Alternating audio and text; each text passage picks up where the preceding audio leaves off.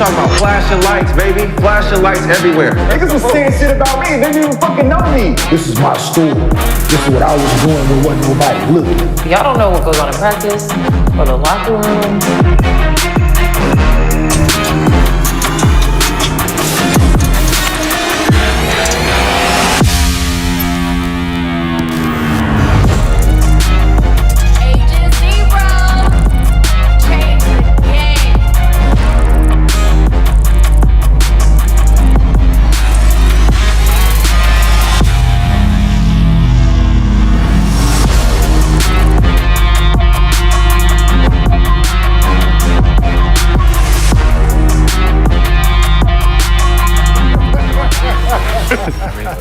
Welcome back to Gil's Arena, presented by Underdog Fantasy. Whoa, whoa! Before we start the show, I just want to salute the NBA officiating. You know, my faith in you is restored. Facts, right? Excellent job. Let's go, Lakers. They did their job for the first time. They're back. Appreciate it. On the spot. That means the shit, you know. Hometown. We going to Vegas. I appreciate that. Appreciate that, you know? Welcome back to Gil's Arena, presented by Underdog Fantasy. As always, we got the legend Gilbert Arenas here with us. Got my leg See, I was joints about to say. Yeah. Y'all played, the team had, 25 turnovers, and y'all barely beat. Y'all happy about that? We don't care about, that's their problem. Y'all had turning the ball 20, over. y'all had 25 more possessions than them, and y'all won by No, we 3 had points. 11. No, it was, they had 20 Oh, 25, turnovers. yes. So that was 20 turnovers, we had That 9. was 20 more possessions than, okay, y'all had 11 turnovers, but still. They had more possessions than them dudes, They gotta keep the fucking ball. You know, that ain't our problem. I mean, we can only play the game, right? Yeah, he a Lakers fan again. Got him. Got him. Win is a win, right? Oh, yeah, no, you got to. Vegas. It is. One game closer to 500K. Already. We got Brandon Jennings back here with us. Mr. B. Where's the tough crowd? Okay, I see the hat. There gotta be something. Mr. B today. Oh, Mr. B today? No socks. Okay. He's no socking them people. Good job. In the wintertime.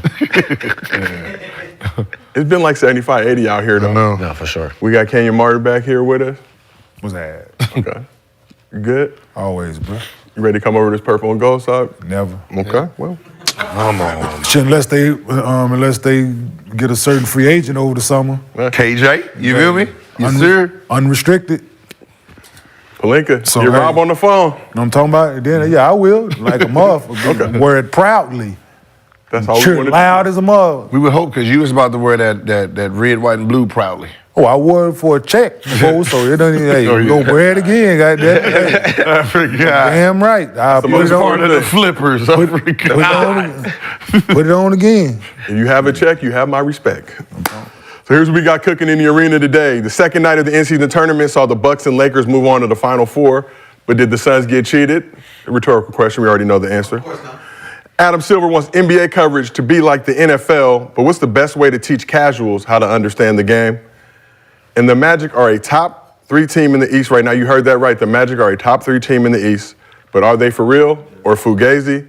Before we get into all that, as always, this show is brought to you by Underdog Fantasy. Download the app, use promo code GIL. They will match your first deposit up to $100. Devin Booker, I needed 1 assist from you, my brother, last game, and you betrayed me. But nonetheless, Limit Daddy got you too, so. Yep, I needed 20 points. 20.5, he had 20 points. If they would have just called the foul. Yeah. Call the foul. Wasn't no foul.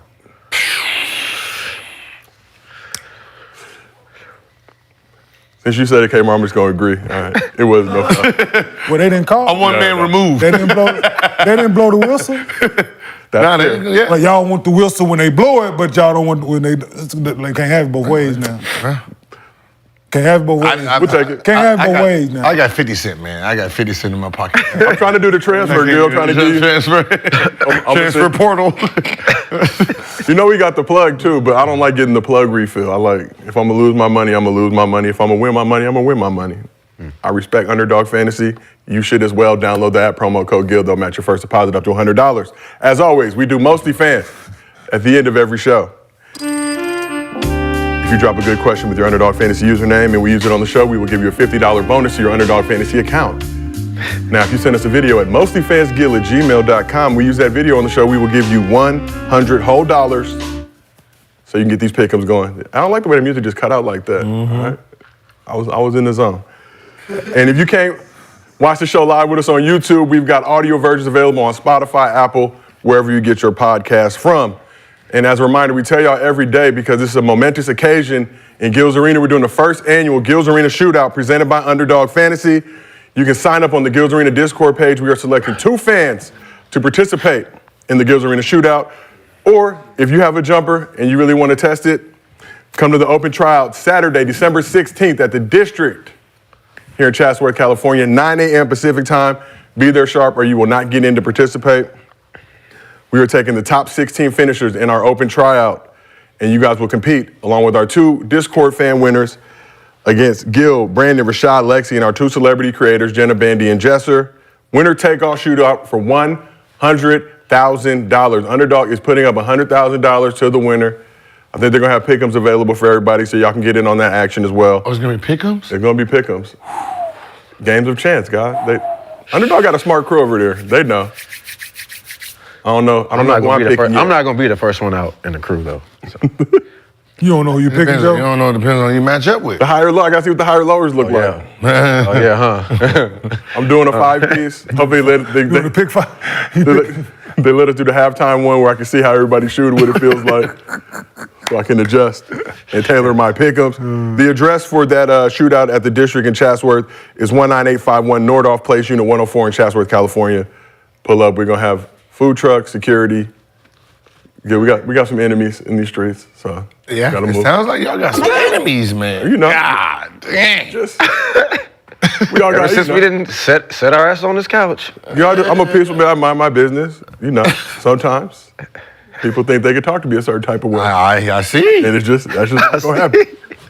But let's get into this. So, Nah, just I was like, hey, you had this motherfucker email me? He's like, no. Damn, Joe, nah, man. hit me direct. My mornings are my mornings. Wait till the afternoon. I'm in a much better state of mind. Hey, the chat must have been riding your ass, boy. You wear a different shoe every day. They must have been on your bump. This is the thing. I was projecting a certain lifestyle on this show with the Chucks. Gil let the cat out the bag on a YouTube live that he did and told people I'm not actually broke. But it worked twofold. Adidas sent me a bunch of stuff. Waiting for Nike to send me some stuff. But shout out to my guys at Adidas Basketball. They gave me the Gil plug. Already. I'll get them back in the mix. But man, he lies so much. No, cause that's a good one. I didn't like when you were like, "Yo, I'm in the nice community. He's right outside." No, the whole community's not just that he's outside the gate. I'm friends with all the security guards now. I mean, it's, double VIP. You got regular VIP. They got That's all. Every time I think we getting good at the gate, I see a new dude. I'm Yeah. like, yo, they got a new dude at the gate today. I'm like, now I got to wait 3 minutes for him to. Go through the Yeah, when they pull that out, that's a sign of disrespect to me. now. He knew. He don't know us. He knew. He ain't, because he got the dude that's behind him evaluating him, so he just can't be. But the dude behind him, He don't even say shit. He ain't even look my way today. He just look forward like, shit, he got to do his job. See, he got to know. Yeah, he got He got to learn. You don't see me every day except Friday, Saturday, and Sunday. So let's get into this. So Tacko Fall hasn't played in the league since 2022, but he's still making his presence felt out there in China. So this was making its way around the internet. Godzilla! Oh my God.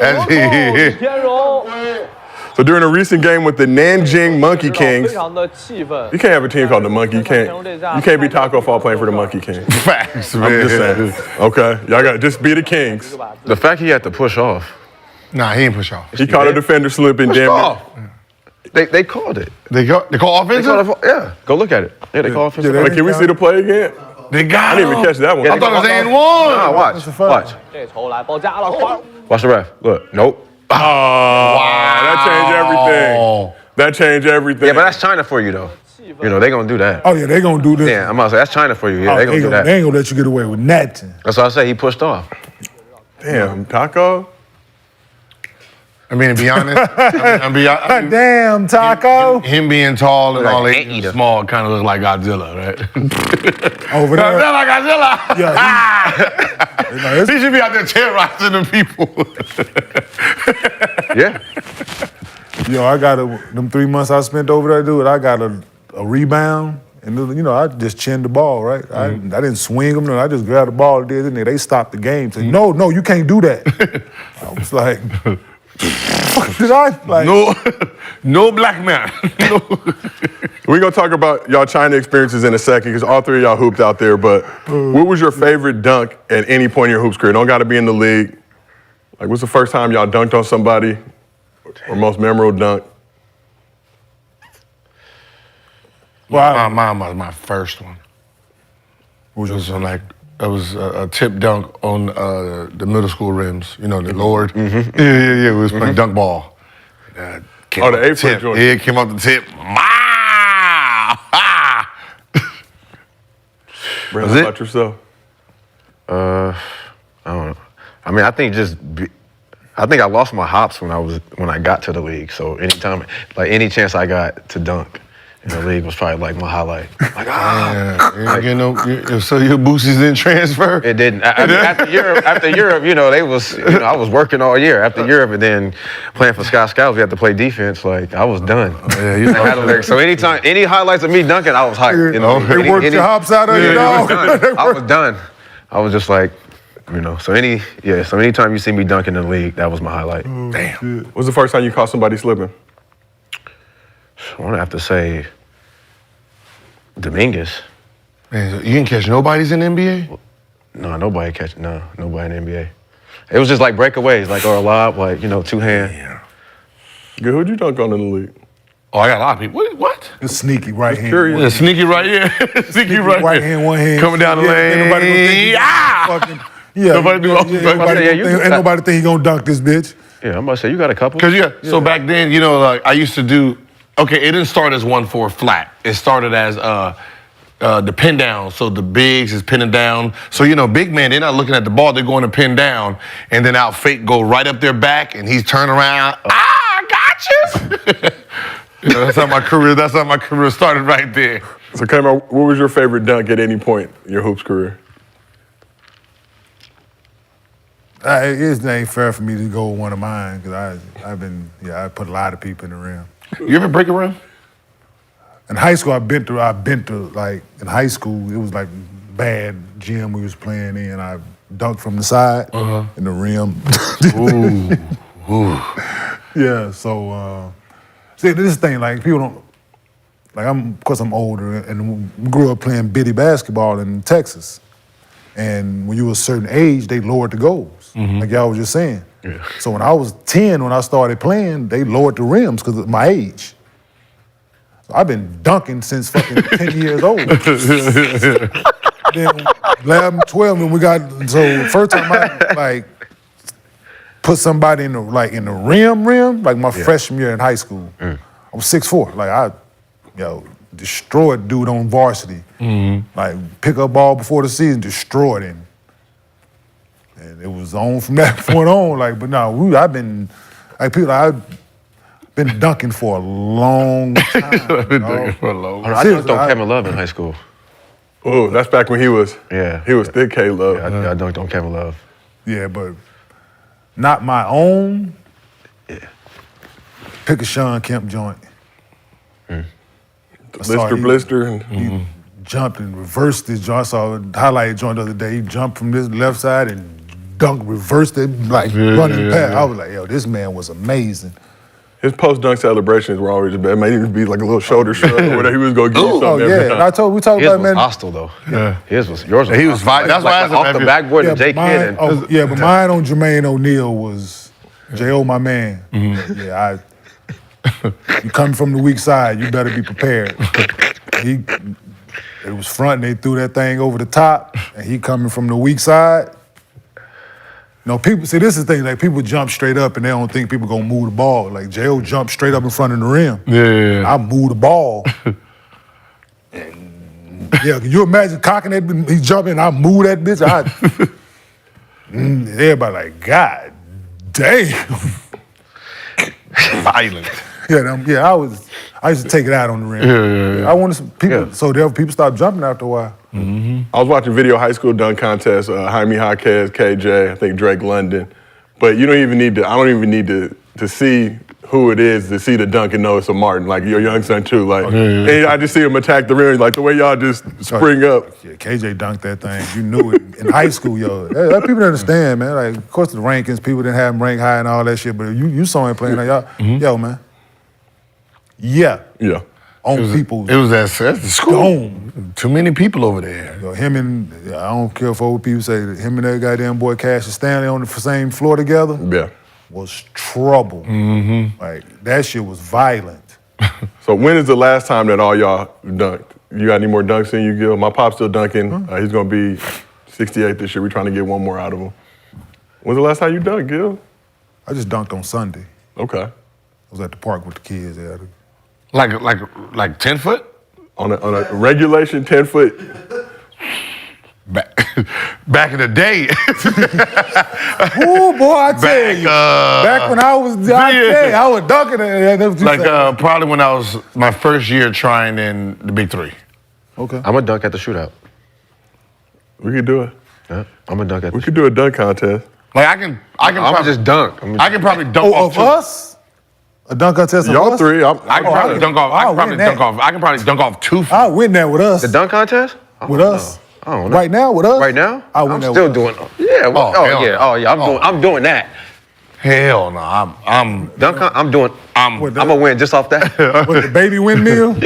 Hey, I'm over here like and they gotta come down. Oh shit.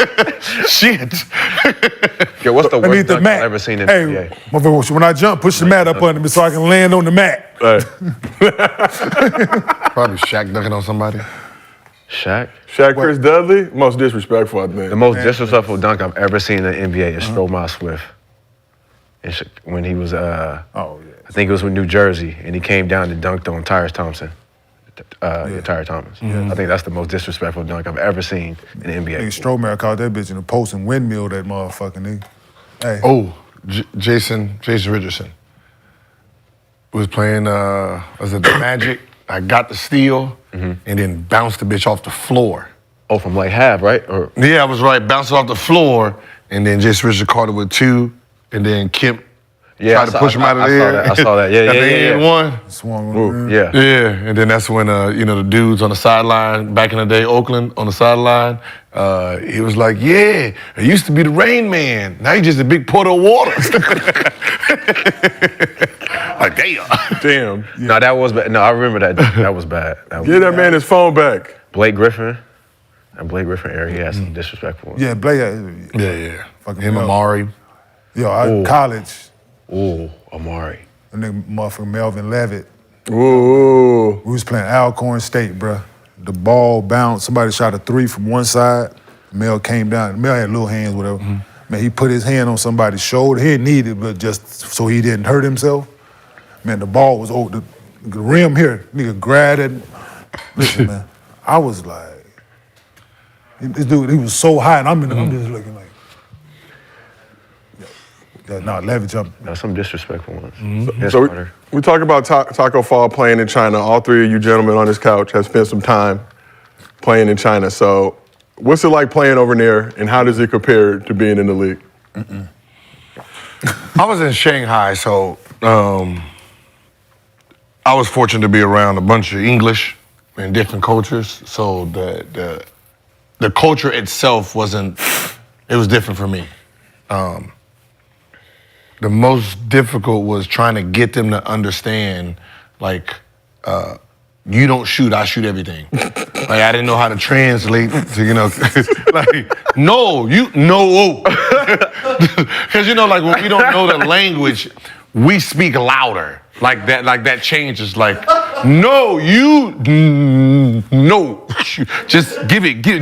Like, I'm gonna just give it, just give me ball. Like, trying to convince them, just give me the ball.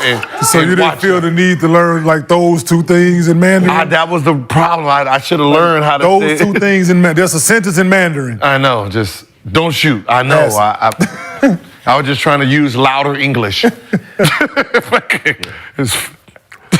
Louder English and pointing. How did your time over there compare to being in the league?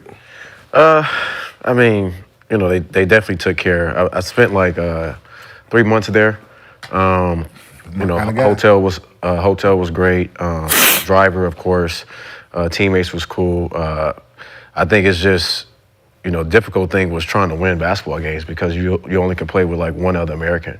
So me and Scola was on the same team, and Scola was about 38. So there's only times where like only 2 Americans can play at one time, and then in the fourth quarter you got to figure it out by yourself. So I didn't have a problem with telling them not to shoot. They just wouldn't shoot when I was there. So it was like, you know, trying to figure out how to win. You know, and then, you know, the cheating, the refs, and the betting and all that. So it gets a little wild, but the money's good, though, if you got that right owner. Like, you can, you know, they'll come in, like that came in one game. They was like, whoever get the most rebounds these next 2 games, 30,000. What? Wow.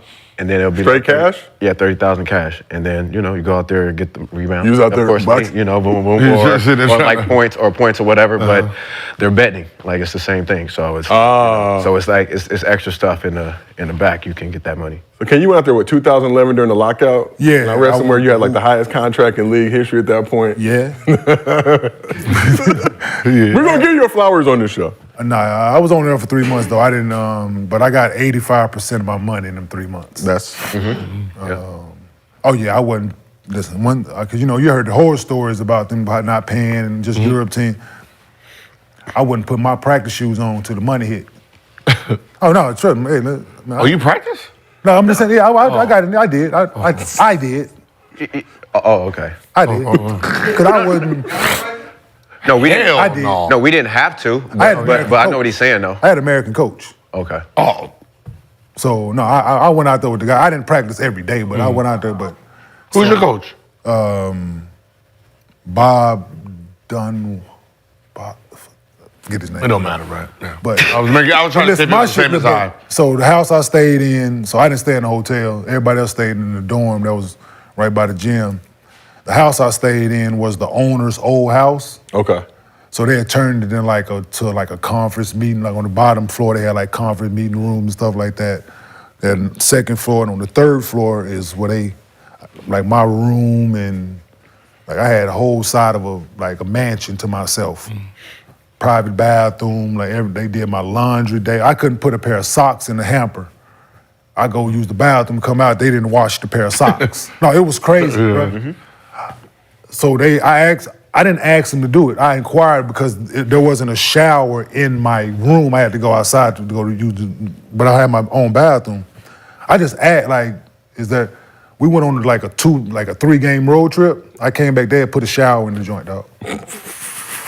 No, they had built the shower in this motherfucker. Yeah, they give Bob Dunwald. Yeah, they give you what you want. Shout out to our producing staff, always on it. I was at the mall. I mean, shit, they gave Stephon Marbury a statue. They give you what you want. I, like 3 months, bro. Mine, I had where I stayed was a condo. Like I had the condo, 3-bedroom condo. Yeah. Like right outside, from here to there, mall, right? Yeah. Behind that mall was another mall. On the side of that was malls. So there was 3 malls. So there was an international mall, regular Chinese mall, then a regular, just like I know what American you're mall. talking about. So it was like, so every day just go to the mall. So you had it nice. So the Yeah, city I stayed in was the furthest, where I was at, it's the most inland city in the world. It's the city from the furthest body of water in the world. It's about Russia. This city I was in was about Russia. Oh, yeah. I was in China. Like, Yeah, I know, yeah. My flight to base to you where you was like 3 hours. Oh, yeah. Nah, I didn't have Chinese food. Oh yeah. I had a chef. Oh, yeah, I didn't have no Chinese food. Oh no, I had chef. No. Chef, Yeah, translator, like, chauffeur. I I had all at 3. the international mall. They didn't have the table? No, what I'm saying is, I got to take this. The international mall. I had So, Hey. Borrow what they have in there. so I got Brazil. So they got the Brazilian culture, the Mexican culture, black. That's what I'm saying. So Yes. across the, right out They mine. ain't have no black nothing. They had the barbecue. It was a barbecue spot. There was a barbecue. It was a barbecue spot. I'm in Absolutely. Shanghai, so they had the. it was a barbecue spot. Pizza, American pizza, everything. The Americans that was there. Yeah, but there wasn't no They black. had, it was barbecue, soul food. I'm They had telling soul you, food. it was a barbecue They spot. had Mexican food. Nigga, I believe it. there was a place called. It was a place called. You know, I found it. 2 American kids. It was called. I forgot what they called it, but it was In and Out. What they did was they took They took In and Out, brung it out there, and they just called it something else. But it was in a whole thing. It was like inspired by In and Out, all In and Out stuff. So it was just all American food. So I didn't have no rice with duck feet shit like. Oh no! So I had to get the experience. Yeah, you didn't get the hell no. So I You gotta get the experience. You gotta be out there with the people. I had a translator. Had a translator. For the translator or just regular translator? No, he spoke Mandarin. Like he was American. He spoke Mandarin. Oh, I had he a was American. translator, Spoke Mandarin. Spoke Mandarin. I had a chauffeur and a chef. I had all three, and I didn't. Everywhere I went, the translator went. They paid my assistant at the time, who was working for me. The team paid him. Like I didn't have to come out of my pocket to pay him salary for the year who was gone. They paid him. He was over there with me for the 3 months, so I didn't go by myself. He stayed in the room that was. So yeah, I had it made. The kids came over there to visit. They Yeah, I know T-Mac over didn't even drive on the bus. Yeah, I'm about to say, yeah. He had Any NBA player. he had 3 get taken Phantoms. care of.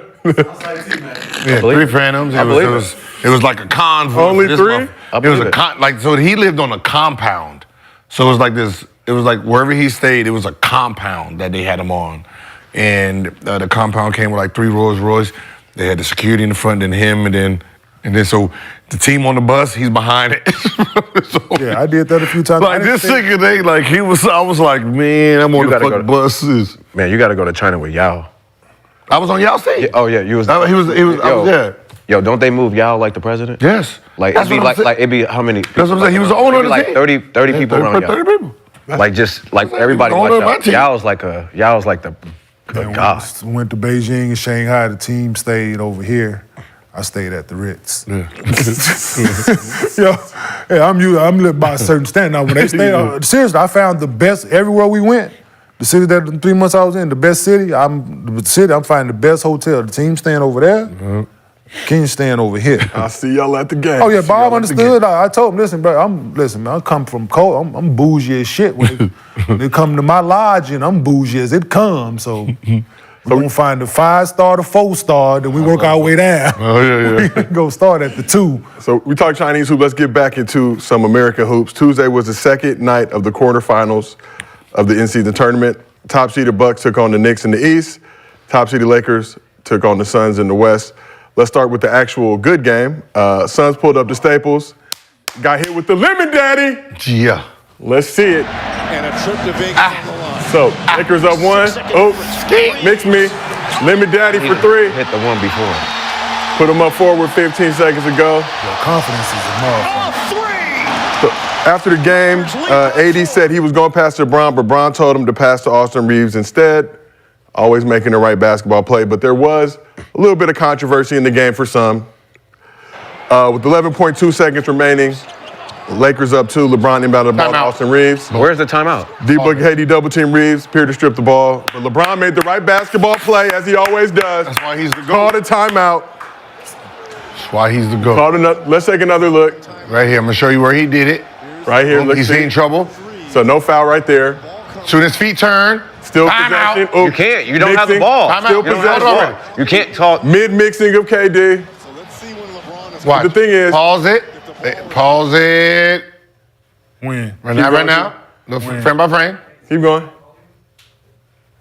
Back into the left. Win. Right. The ball now. got the ball. There, you got it. Gripped on his leg. LeBron already called He doesn't timeout. have the ball. We don't know. We can't see it. He doesn't. We don't see. We don't know. So therefore, right? LeBron calling a timeout. Therefore, they should be able to have to review this, dog. They can't see it. But they Is should it- be able to have to. They should be able to have to review this Where we're at though?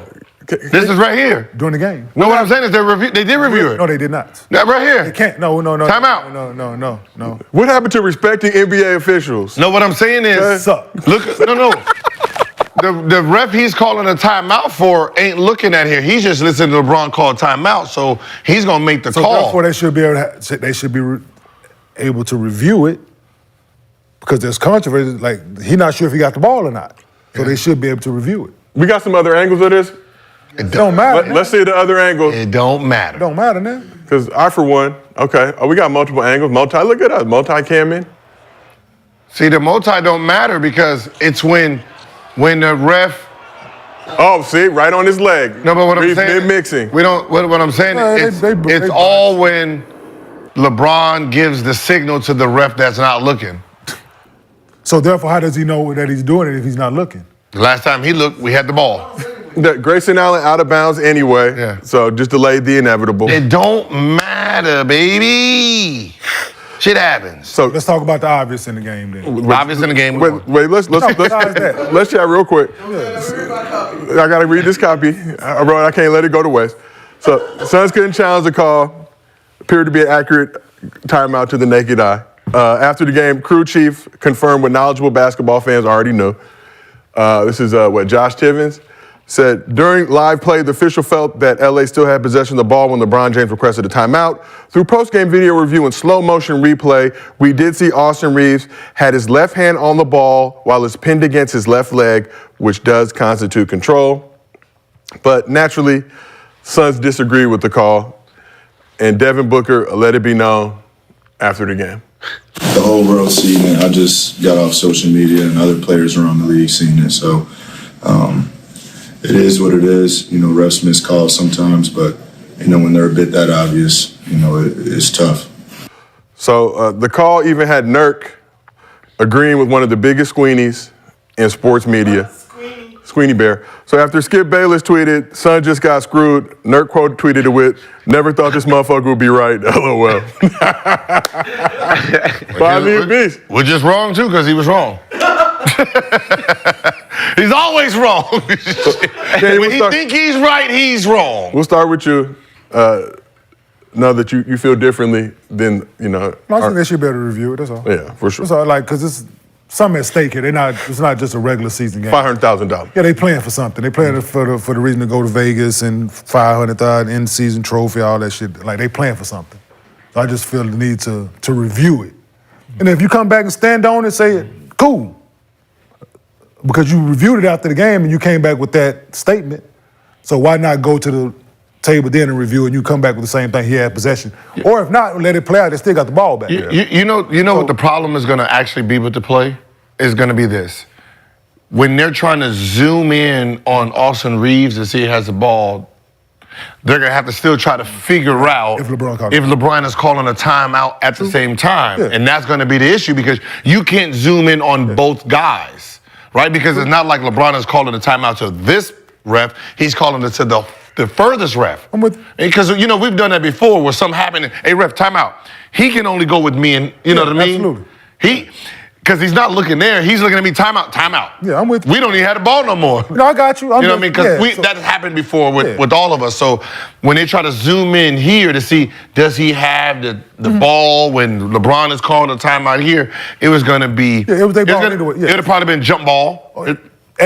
At worst. At worst, it'd have been all right, jump it. Fuck it. We can't make a decision on this. What about the Devin Booker, the heel kick, and Grayson Allen grabbing out of bounds? I think clear, definitive possession for the Lakers. Either way you want to skew it. Yeah. Either way. The biggest thing in that game... We getting that 500. The biggest thing in that game, too, is didn't KD shoot a two-pointer, not a three? At the end, they're down 3, and I think he shot a 2. No, he shot the air ball at the end. At the end of the game? Yeah. The end of the game, the air ball 3. That was a 2 or 3? No, that was a 3. Oh. It was a deep 3. But they were down 3. They're down 3. Down 3. Did they have a timeout? No. No, hell no, they would have called it, but trust me, I'd rush down and shoot a 35-footer. When that thing. There was like a few minutes left when they had a 24-second shot clock. They were close. Yeah. That was good defense. You know what they did have? 20 turnovers. That was good. They had 10 turnovers in the first quarter. Yeah. I'm saying, like, dude, you turn the ball over 10 times in the first quarter, that's alarming. At the end of the day, you know, you made turning the ball over that much. Offensive rebound. You know, offensive rebound. You made enough plays to win the game. Yeah. You just... I'm with you. Welcome to the Lake Show. And it's not like we cheated y'all. No. Just refs. Yeah, but you know, let's talk about it's your just man. refs. It ain't us. You can't say we cheated. We didn't do shit. Let's talk about your man, though, once again. Dub in the first half. Hey, look. AD did enough to get the win. I mean, D-Lo, don't go backwards. He did enough to win this game. Well, tell your man to dunk the ball then. Yeah. This man around the rim trying to lay that bitch up and that shit just rolling out every time. Nigga, dunk the ball. Milwaukee Lakers. Milwaukee Lakers. Ready? LeBron James gets to win his first in-season tournament championship. It's better than Jordan. Nope. Dame. Better than Jordan. He's the first one to get the in-season tournament and the in-season tournament MVP. Jordan don't got that shit. MJ never reached the in-season tournament Final Four in his entire career. Yeah. We can use that narrative. Yeah. So just make up shit. Add that into You know what I mean? Add that into the equation. Just make up shit that. Milwaukee Bucks is about to win this, so Dame. Nah, so Dame can listen. It's steps, bro. Steps of success? Dame We about already to hold this read- up, and then later. Listen, we can't get. Listen, LeBron fans can't get over the narrative of the Jordan shit. Right, 6 finals, no time. We get this where it starts. LeBron James, first season tournament MVP. We got some extra shit Jordan can't get at this point. Got an offensive question for you guys. Y'all both handled the ball in pick and roll situation, right? Why would KD keep calling for a pick and roll late in the game when he knew how they was playing? Yeah, I don't understand that. Bringing the double screen. Yeah, every time. Because I guess at some point you would think that, all right, I'm gonna do the pick and roll, and then they might switch it, and then I get the guy that I want on me. But then, but it never happened. It never happened. Yeah. And it's just sometimes it's just comfort Being zone. stubborn, or you think it's Comfort zone. It's what you know. It ain't like there'll be some times where I know I don't want the pick and roll, but I tap my leg anyway. Just a habit, right? Just a habit. Come down, pick and roll, and I can verse. It's the momentum of I just needed a little bit more space where I can go, not realizing shit they're doubling at me. It's just happened. Like you'd be same thing. Wide Steph. You know what I mean? I'm watching it. I'm like, and it's just KD. No, it's a tick. It's just a tick that's happening where and you just movement playing in it's the like, crowd. You can't really. Sometimes you can't. It's just like it's like because for the most part, whenever he does a pick and roll, it's a switch. It's never a double. Because I got this guy on me, this guy. So no one's doubling just that game, but it's already part of the. All right, come. And then by the time you're doing it, like, oh shit, fuck. Now I'm like, oh man, I gotta. I think they should do. Maybe sometimes I did a pick and roll. I'm like, oh my God, why am I doing a pick and roll against Miami? Because he's gonna hard show, pass it to get it back. Pick! Like, God damn it. Yeah, Coming in. I wanted to ask you. I'm just like, dude, you know how they playing you right now in the fourth. They've been showing you all game. They got this aggressive motherfucking Vanderbilt on you, and then they just adding like you they not letting you play freely right now in the pick and roll. So you. Him and D-Book. Yeah, they were doing. They were playing both of y'all the same. So it's just if you go run the pick and roll, y'all running the bitch together. Together, yeah. But that's. That's why I said it. I'm sitting there going crazy watching this shit like, yo. That's why you were like, the IQ. You challenge your IQ, but because I've done it before, it's that tick that you have that's making you look stupid. You know what I mean? It ain't got, it's just the tick you have. Like Draymond, when he gets the ball at the end of the game, instead of looking for, give it to the best player, he gets it and just goes. Yeah. And then once he goes, because that's his habit, then it's like, and then throws it. It's just part of the tick, right? When you get caught in your tick, you just look bad. Then you're looking for time. Yeah. You just like, You just freeze because it's like, Steph is right here. Just give it to the guy you're looking for was already right here. Right next to you. And you just took off and ran because he just. It's just that everybody has it. Everybody has it's my time. it. It's my time. It's my time. Everybody has the tick. You just. Yeah, when I feel. That's all it was. What y'all, because y'all, it's been. Yeah, I just couldn't imagine, just. It's it, yeah. But that'll stop the guy who's sitting in the second seat don't say nothing. No, he just. Yeah, it's. But then it goes back to, so I was having this conversation in the barbershop this morning about the play, and he was like, I'm like, well, there's a reason that this man won the championship and I don't have a job 3 years later. There's a reason for that. Call a fucking spade a spade, bruh. Let's call it what it is. I wasn't the only one shocked that Frank Vogel got the Phoenix Suns job. Who else was out there, though? I'm not the only one that was shocked that Frank Vogel got the Phoenix Suns job, dog. But what's so funny, it's also understanding, sometimes when we're not self-aware, someone has to be. And that's what I'm saying right it's now. That's my point I'm making right now. That's all I'm saying. As the guy setting the pick, too, you got to understand, my man's doubling you, so let me probably come and slip it. right? The overreaction, slip, knowing that I'm bringing my man to you, they doubling. But I'm watching KD getting mad. Like, he got the ball. He yelling at them. Yo, get over here. He calling for the motherfucker aggressively. Yeah. But if I'm Frank Vogel, I know they doubling us. KD, this is what we're going to run. If we do run a pick and roll, it's going to be you and Book handling it. Like, we're not finna run. It's just what, if we do run a pick and roll, either you handle it or Book handle it. Like, we not, if you said it or he said it, one of the two. We're not finna involve nobody else in the pick and roll. It's that simple. But is that going to work too? Yes. Yeah, because if you double... But now you got to switch it. Okay, that's but then, or if you so double put Bron Book, on KD and or then if you put double Vander, D-Book. and put, so what now? No. But so Now, what if you double happens is... D-Book, now you throw it back to KD or vice versa. That happened the first 2 times. Now, Lakers actually have to switch up their defense. So if you run the pick and roll and then say, okay, so who's guarding Devin Booker? Who's guarding Devin Booker was Lemon Daddy? Whoever it is. Okay, So you're going to double. Okay, and then who guarding KD? The Prince kid. And then and then who guarding KD? It was Vanderbilt. And he wants Vander Okay, what's wrong? We can switch that. That's what he wants. That's what I'm saying. I don't want Vanderbilt on me right now. So I want whoever. I'll take anybody else. Cool. Prince, whoever. I'll take that. But he wants the slower. He wants probably the slower and the lighter guy at this time off of him. So if you put Cam, I mean, what's the other boy name? That's But the problem is, I want him off me. Yeah. I don't give a fuck about the nobody rest. else. You don't just Right. So like Get him off of me. But let's say someone had my number, right? Like let's say You said Marcus Banks. Like so Marcus Banks is on me, right? Okay. He's on me. The one guy I don't want, set the fucking pick, right?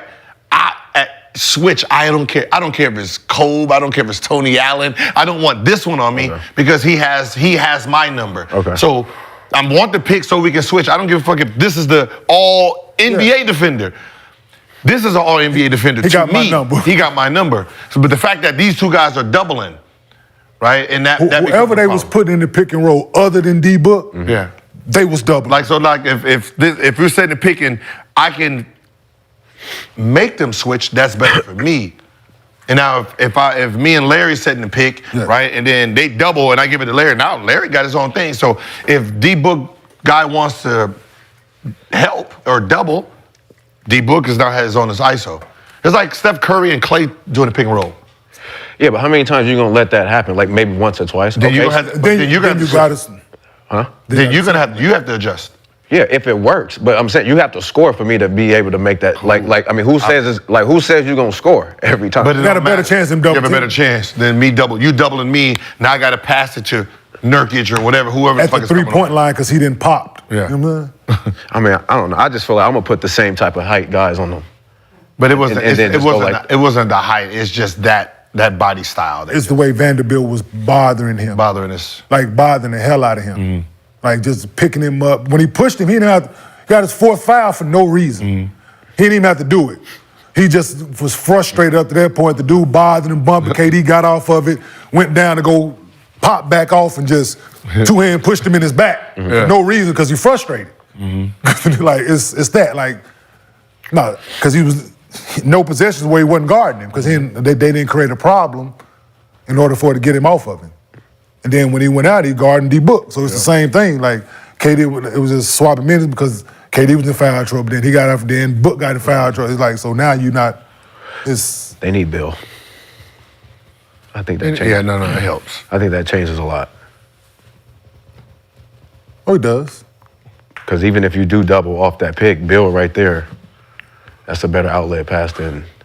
Yeah. It's wild that we're watching this Suns team and they just got Bradley Beal chilling, ramping up, getting ready to come back, and that big 3 still hasn't played a game together. So it's a little fool's goal right now. How we looking at this Sun squad to win? Yeah, I mean, I'm just saying. We're looking at them like we looked at them last year. You know, you got 2 players that's trying to carry the team. For the most part, they play well. Yeah. It's everybody else. It's That 5 position. Yep. Not rolling with Nurk. He's serviceable, dog. Yeah. Serviceable, nice NBA piece, yes. Starting 5 where I need to get some shit done, that's a different conversation. What Better fit than Aiden, though, would you say? What are you No. averaging? You like Aiden more with that squad? Aiden needs somebody to kick him in his ass. No, I'm just calling it what it is. So he needed somebody daily, man, to challenge him and to make him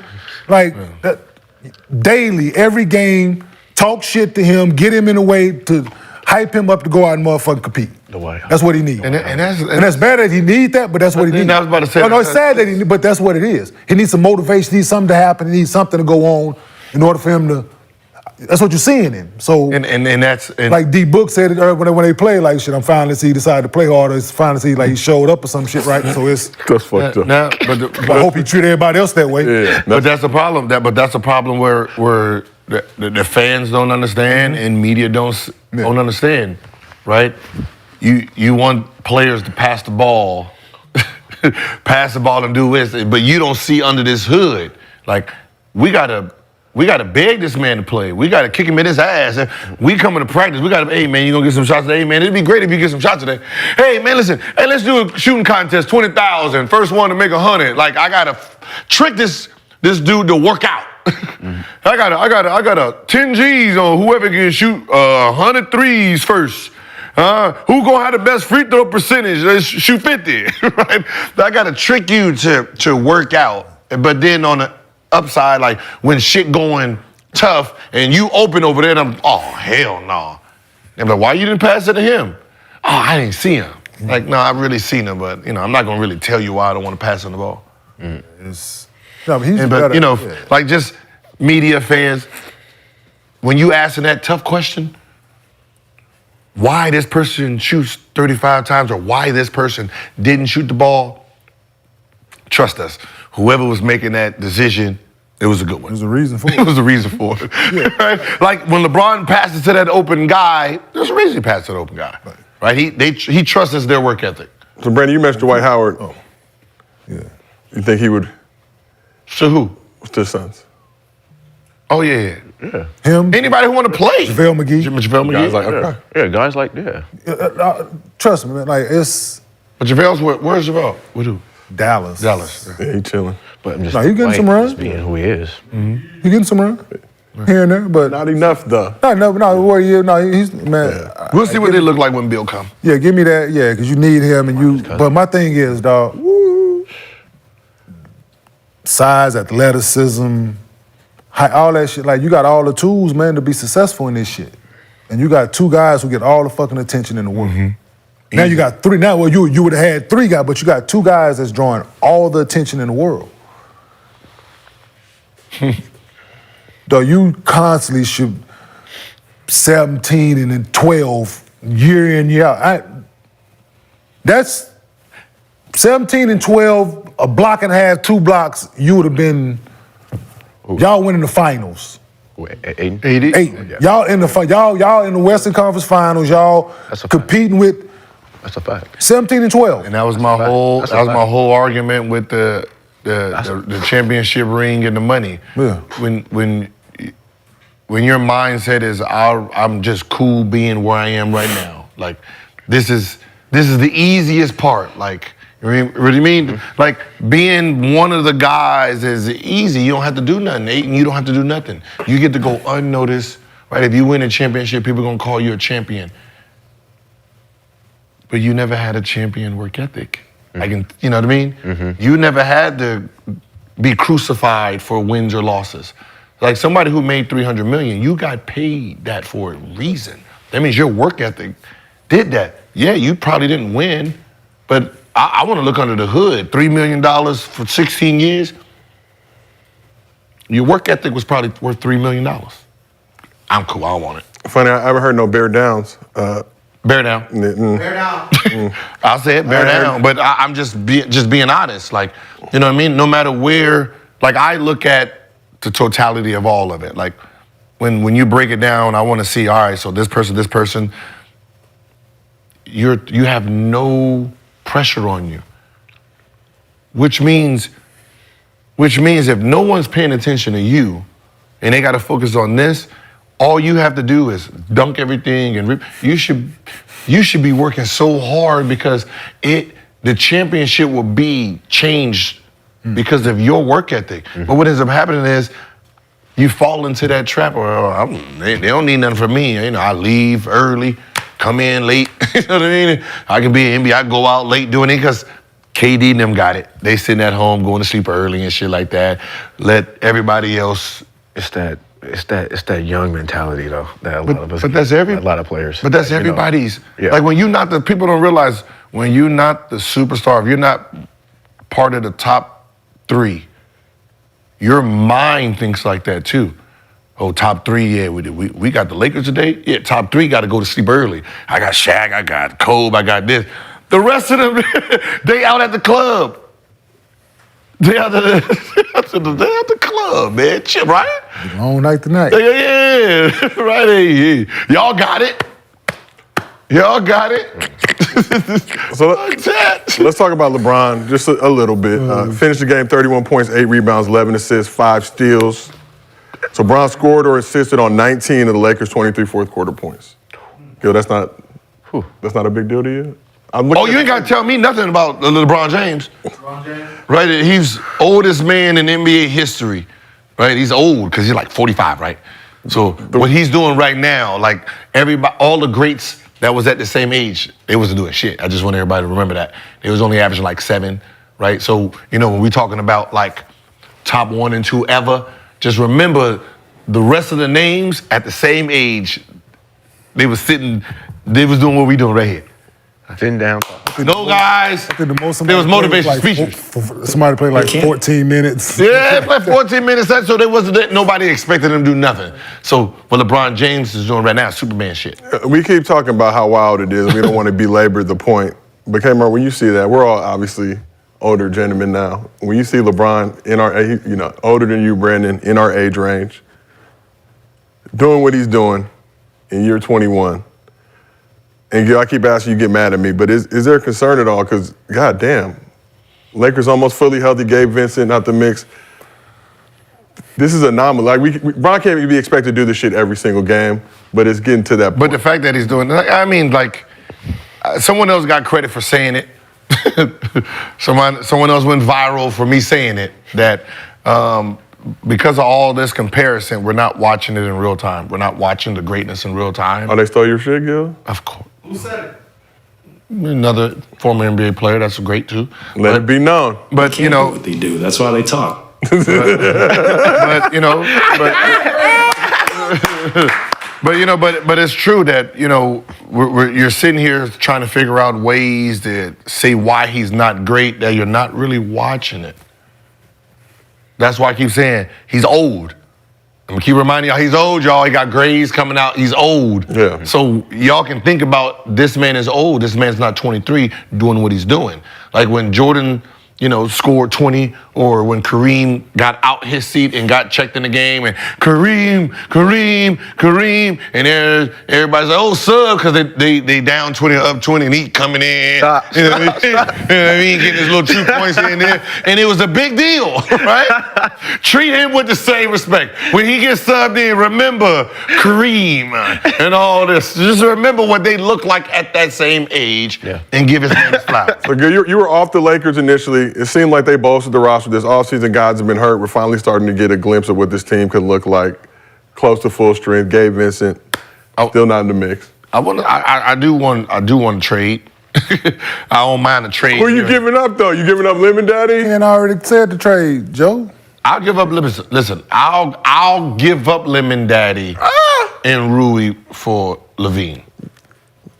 Now I wouldn't give him up for DeMar. Okay, you keeping Lemon Daddy for Lamar? No, I'll give up Lemon Daddy for DeMar. I'll give up both of them for DeMar, but I really want Levine. The only reason is because he has the superstar power. Yeah. Like that, he has the charisma. Like we're trying to win a championship, probably DeMar, because, the way he plays, he understands half-court player. But I'm thinking about, like, the future and, I know, Kmart. I understand. But what happens to all the Lemon Daddy billboards if Austin Reeves gets traded? Okay. I almost went to the website, Gil. After he hit that hood, AK-47, Chicago running, Change the color of them.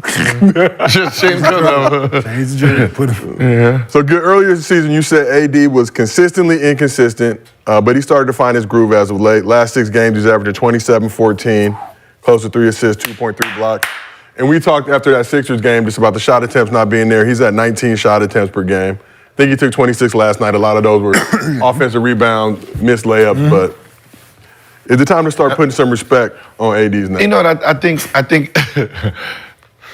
sometimes what it is sometimes like he's averaging 19, but it's like at the wrong time.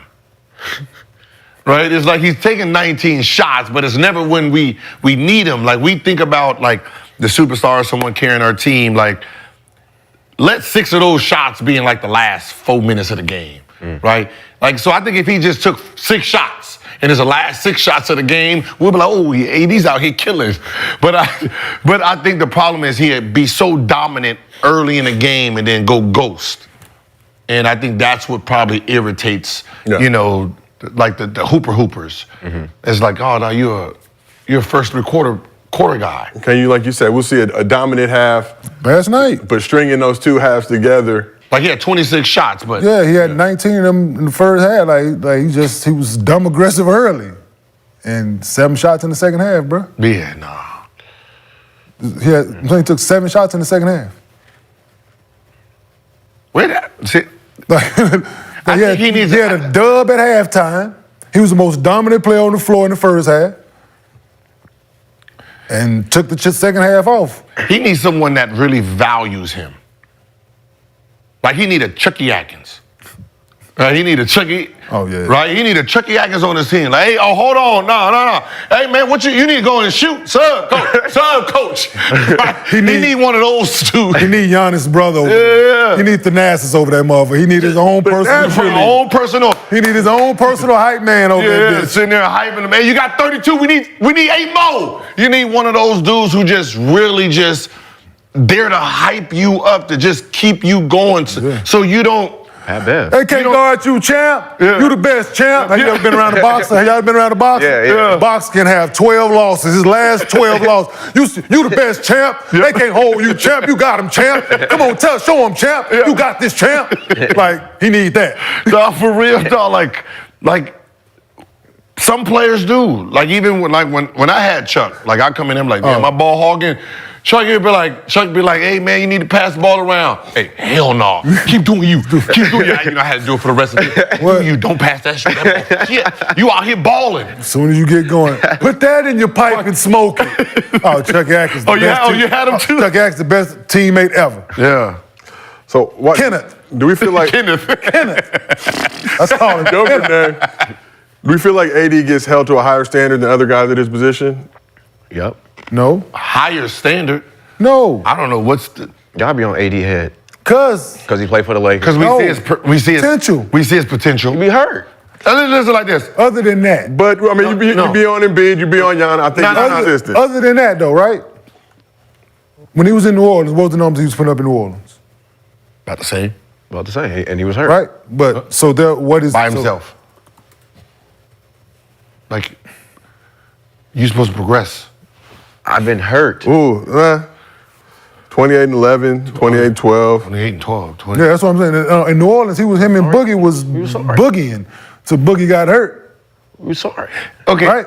Let's So read them numbers again, a few years, what he was doing. So at his peak with the New Orleans, yes. I mean, playing about 36 minutes a game, taking 20 shots a game, 28-12, 28-11.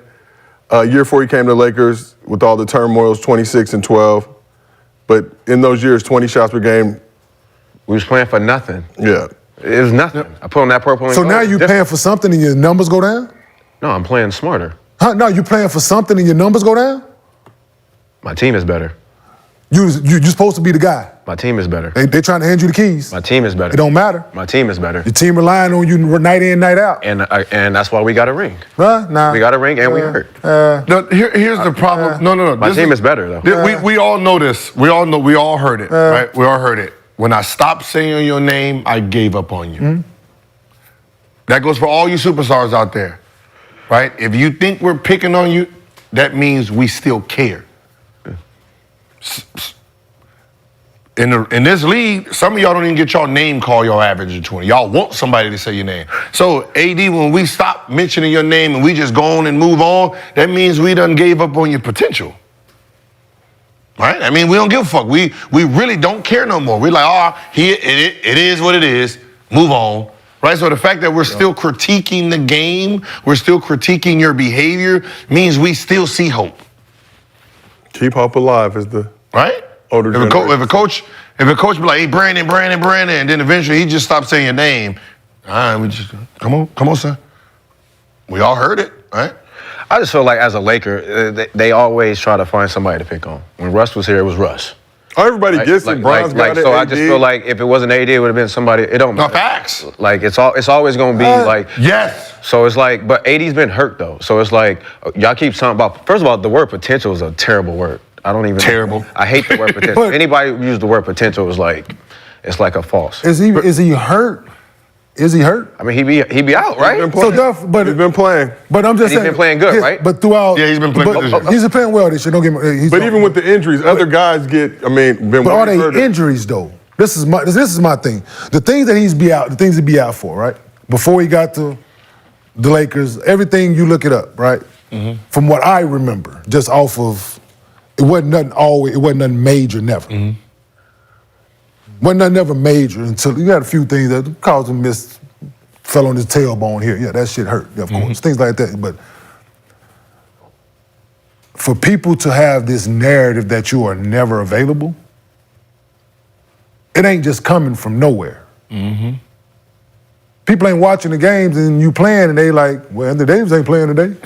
Like, no. Like, it's this thing where when you are there, you're excellent tonight on some nights. Mm-hmm. You top at your position most nights. Mm-hmm. You should be. And on some of them same nights, you show that. You show both sides of the coin on some nights. So we're not being extra critical because he's a Laker.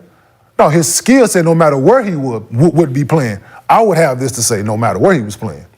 Because I watch him play, and I see how his skill set is what it athletically size what the NBA is. And what I think he should be doing in this NBA as far as his skill set. Mm. And for him to be putting up those numbers in New Orleans and you playing for nothing. And you on a better team, of course, but you got a 38-year-old guy that's saying year in, year out for the last 3 years, no, this AD team. No, I want this to be Anthony Davis' team. I want this. So why you can't get back to the 28-12, 28-13? This is what I'm saying. Maybe it's him. So and that's maybe what it's the 38-year-old. No, maybe it's the 38-year-old that needs to watch out. The player? How? What do you mean? I'm trying to rely on you, and you don't shoot the ball. You don't score in the second half of some games. I mean, how can I sit here and not take over when I'm still trying to win? Because we all know that's bullshit when somebody say, "Oh, it's your team. Go ahead." We all know that. No. He's trying to. He's 38. What I'm saying, no team that LeBron James is on, anybody's going to be bigger than. So we can stop that. So we can stop the name. Yeah. From 19 to 36. Yeah, that made sense. So let's stop the narrative. Let's stop the narrative of AD. This is your team. Go ahead. But from 18 years old to probably 36, 35. Yes. But you never heard him say this to somebody else's team because we all knew whose team it was. But maybe you don't want it. Maybe you don't want it. Brent, let me ask you a question, Brent. So we had this conversation with Rashad was here. We had this conversation. Let me ask you a question. Is Anthony Davis top 3 power forwards in NBA? Right now, yeah. Right now. Yeah, any given night. Any given night, he should be top 3. Yep, any given top night. 2 most nights should be, if you count Giannis and him, right? And him, right?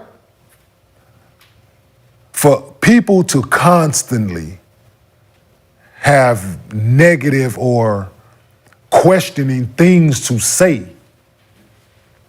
about you, there's something there. Whether it's internally, whether you don't want it, like you just said, like maybe you don't want it, whatever, but we watch this shit. Night in, they're Lakers fans. They love it. Like they, right? So people that's been watching him since he's been here and looking for something. Okay, they won a championship in the bubble. He played out his mind in the bubble. Okay, cool. Since the bubble, like we need that Anthony Davis. But you ain't been there. You've been just because this guy. One thing for sure, we know that this guy is getting older. Y'all see that team he played on in the bubble? Y'all see Rondo and all them guys that he played with, like the guys that he played with. He ain't got that. No, No, okay. So, like, you know what I'm saying? That team that he had in the bubble, that Lakers. No, team what I'm come saying. on. How about But this Laker team isn't someone on the Laker team hasn't been We're like looking that. at the wrong thing. But you just said the team was better. Which one is it? Like he's playing with. I mean, No, he's not. You just said the team was When better. was the last? they were, When was but the last? I had to take that back. No. When was the last time that we watched the game and said, Anthony Davis won this game for us? Like when Giannis wins a game, we see it, right? He took over this game and willed the game. Embiid wills games. Jason Tatum's wills games, right? When was the last time we said, all right, Anthony Davis controlled this game? I mean, we have to go. I mean, Yeah, that's the problem. That we have to really go back. Oh, was it 19? I mean, it's hard. Look who he plays with. But that's the problem. But look who he's playing with. The main focus is every time the Lakers play it's LeBron James, right? Come on, like the performance is the performance. You go out there and perform. Like Lemon Daddy won a game for us. We over here talking about Lemon Daddy. I mean, nobody's When have we said, oh, Anthony Davis, woo, game winner, that. Lemon Daddy. I mean, come on. Lemon Daddy. We goddamn this Lemon Daddy and this motherfucker like this. We care about Lemon Daddy? No, but he's the topic because he's doing something. AD, you have the ball. Think about who gave the ball to Lemon Daddy. Anthony Davis. Mm-hmm. Right basketball play though, Gil. Mm-hmm. I don't give a fuck. I'm just telling you. We always say this, man. Why are you supposed to be the man? Why are we giving the ball? So when he supposed to come to down, our bench man? So he supposed to. It's the Lemon Daddy. So he supposed to come down, go 1-on-1, They ran and to play for him. He's a one-on-one player. It ain't a one-on-one player. What you think, Giannis? If Giannis had the ball, what we gonna do? we gonna go find Dame. Dame just got there. We gonna go find He Dame. gonna go find himself. We gonna Right go now, find Dame. He gonna go is find there. himself. Right now, Dame is We there. can pull up the clip. Listen, saying is- We can so pull you up can the say clip. that shit now, B. Dame just got there. Before this basketball season here, if you threw that motherfucker to Giannis, If what was he got going it to off go do with the wherever motherfucker? Giannis Before got the that, ball. but we talking about right now. Because at the end of the day, he's the man, so I got it. I don't need to give it to somebody to Just give it going to back. take somebody to tell him that he got Dame over that bitch. Now, hey, okay, And you got do. zero over that bitch He now. shot that three, Dame was ready by himself. He shot it, got the ball, shot that bitch again, right? Those are the things that we need to see from Anthony Davis. Everyone does. We need you to be selfish at some point. So we can say, all right, at least he trying. We don't even see the try part. But Ain't no motherfucking So way. under in 5 my- minutes. So under 5 minutes. So heaven forbid Bron goes down, right? Heaven forbid. Don't wish nothing on nobody. Right. Heaven forbid. What do you think this man go do night in, night We out? should be 30. We should be 30 every night. It should be that now. We argue. Say that. Can we have this argument right now? I was about to say it, but he beat me too. The argument about this. Whose team is it, KD's or Booker's? Right? Because any given night, one of them just takes over the fucking game. So we still trying to figure out, that's what we need. So we need to go into the game like, hey We gotta man, find is one. Anthony There gotta Davis? be one game. Who game is Anthony? Is it Anthony Davis? There need to be 3 or 4 games where Anthony Davis is like 40 and 15, 45, so we can be like, oh shit, is this AD's team? He might give you 2 of them a season. But will LeBron ever genuinely give? I'm just saying. It don't matter. He might give you 2 of them kind of games, like them out 40 and Out of 80? 15 out of 82. He might give you 2, maybe 3 of them. But There need to be a role. Consistently, but here's the dilemma though: will LeBron ever give up those keys? Like what It player? ain't about, It ain't about giving them up. It ain't about giving them up. Listen, let me tell you this, dog. If Anthony Davis came out and made his mind up, do you see the way Joel Embiid plays, dog? This man has made his mind up that can't nobody in the NBA guard me. He has made his mind up this season, last year, but this season here. Go watch this boy play, man. In his mind, I'm the best 5 out here, and I'm gonna prove it every single night. If Anthony Davis made his mind up that I'm gonna come out and I'm gonna show people I'm the best power forward in the NBA, night in and night out. 28, 29, 14, 15. consistently. I don't give a fuck who his teammate is. Because his skill set at the 4 position is that head and shoulders above everybody else, man. I'm just saying. So the body. I don't think the body can. No, I'm just saying that's the mind can't. Fuck his body. Fuck the body, It the start mind. here. the body. He can't. It start here. He can't go. It start here. Dude, Who's more aggressive? Who was more aggressive as a second option? Maxey or Anthony Davis? Maxey. Think about what I'm saying. who is more aggressive? What I'm thinking about. Jaylen Brown or Anthony Davis? No, Jaylen Brown. Jaylen Brown ain't got no assists in the last 2 games. That's what I'm saying. But He got 40 fucking shot attempts, no assists. But that's what I'm saying. Like, but think it's the mindset. You got like you are a number 1 option, but you playing the number 2 option, but you're not even the most aggressive number 2 option. I guarantee. Listen, body. one Like thing, that means Maxey, the body. you the MVP. Maxey sitting that motherfucker like No, I hear you. You know what I mean? That's all. Like get the. Yeah. Yo, I can tell you this shit right now. No, I definitely hear y'all. I hear it. Lemon Daddy. A Let second.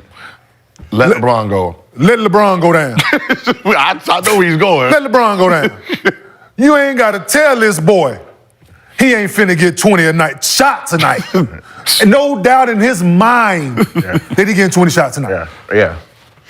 It's start with his like Start with that break. Start here, dog. That's all I'm. So maybe daddy go Maybe get he that feel motherfucker. like when he ripped through, he can't go. Yes.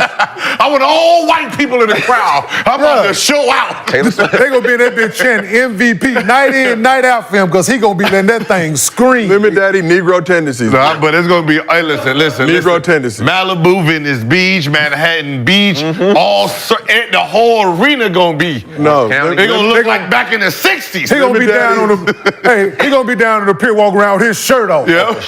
For sure. Blended in. Lemon Daddy, confident, He gonna come in that down. motherfucker. Sandals and Hawaiian shorts. LeBron ain't playing. Shit, I'm about to With keep a it top down. Yeah. Shake. What he go? What swag? He go slick his shit back. He gonna come.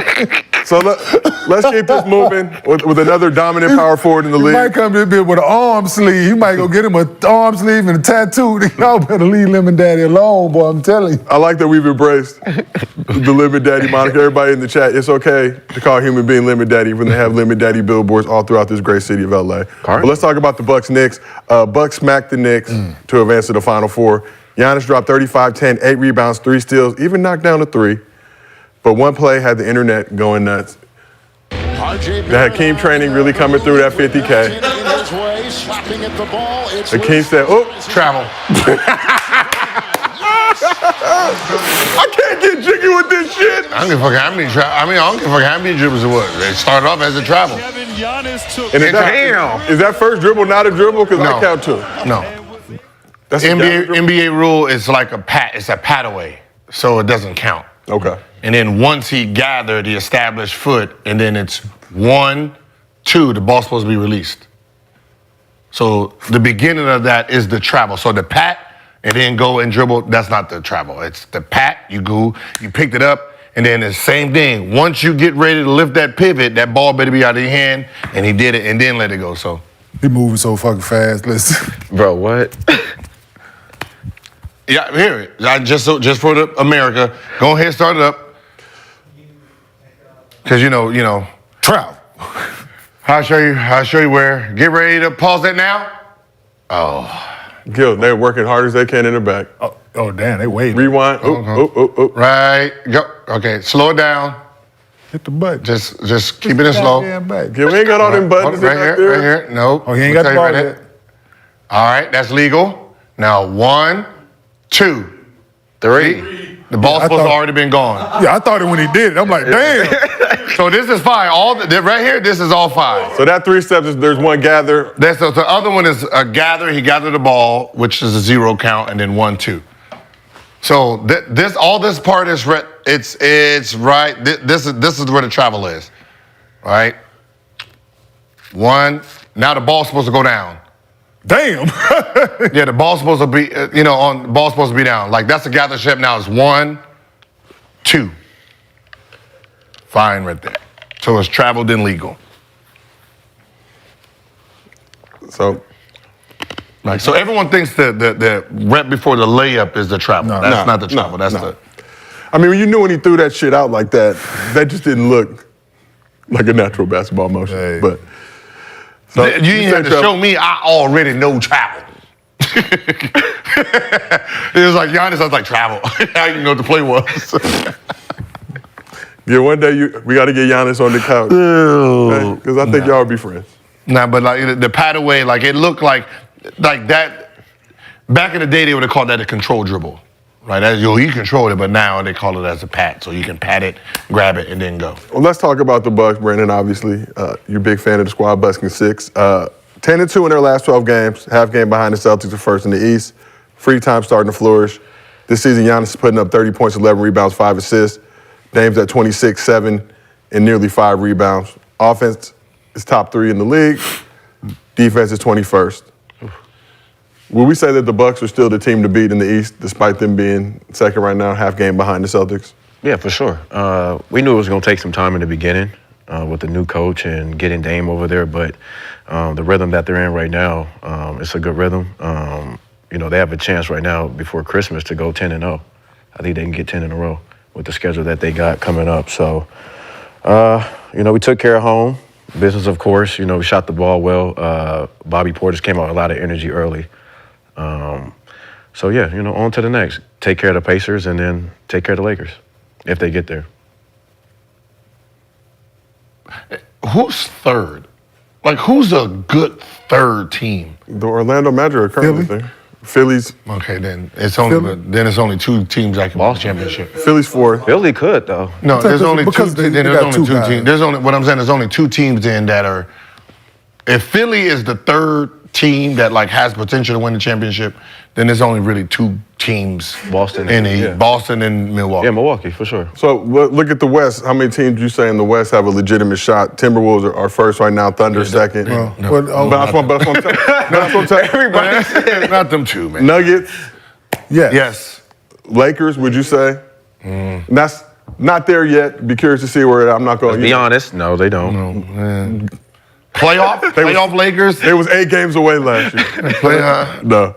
But that doesn't be. But Suns. no. But that's what I'm saying. Don't know. The West has. Yeah, The West has ingredients that if it gets boiling at the right time, you might have some teams that can any one of it can be a upshoot. In the East, it's Joel and Maxey. There's the rest of the team. They're just not that. They don't have enough talent. Yeah. But say in the West, 3 to 4. Well, Kelly Oubre been out. He was averaging a dub before he got hurt. Tobias averaging a dub. I'm just calling facts. I know. I'm just saying facts are facts.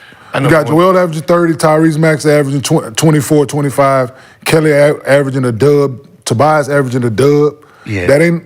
No. Not that star pride. Yeah, no. That's what I said. I think And they defend. Nick Nurse.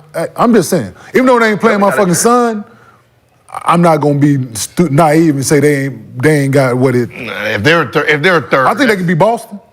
No. I think they can beat Boston in the series. No. Boston ain't got nobody to go out Joel Embiid. Joel Embiid motivated.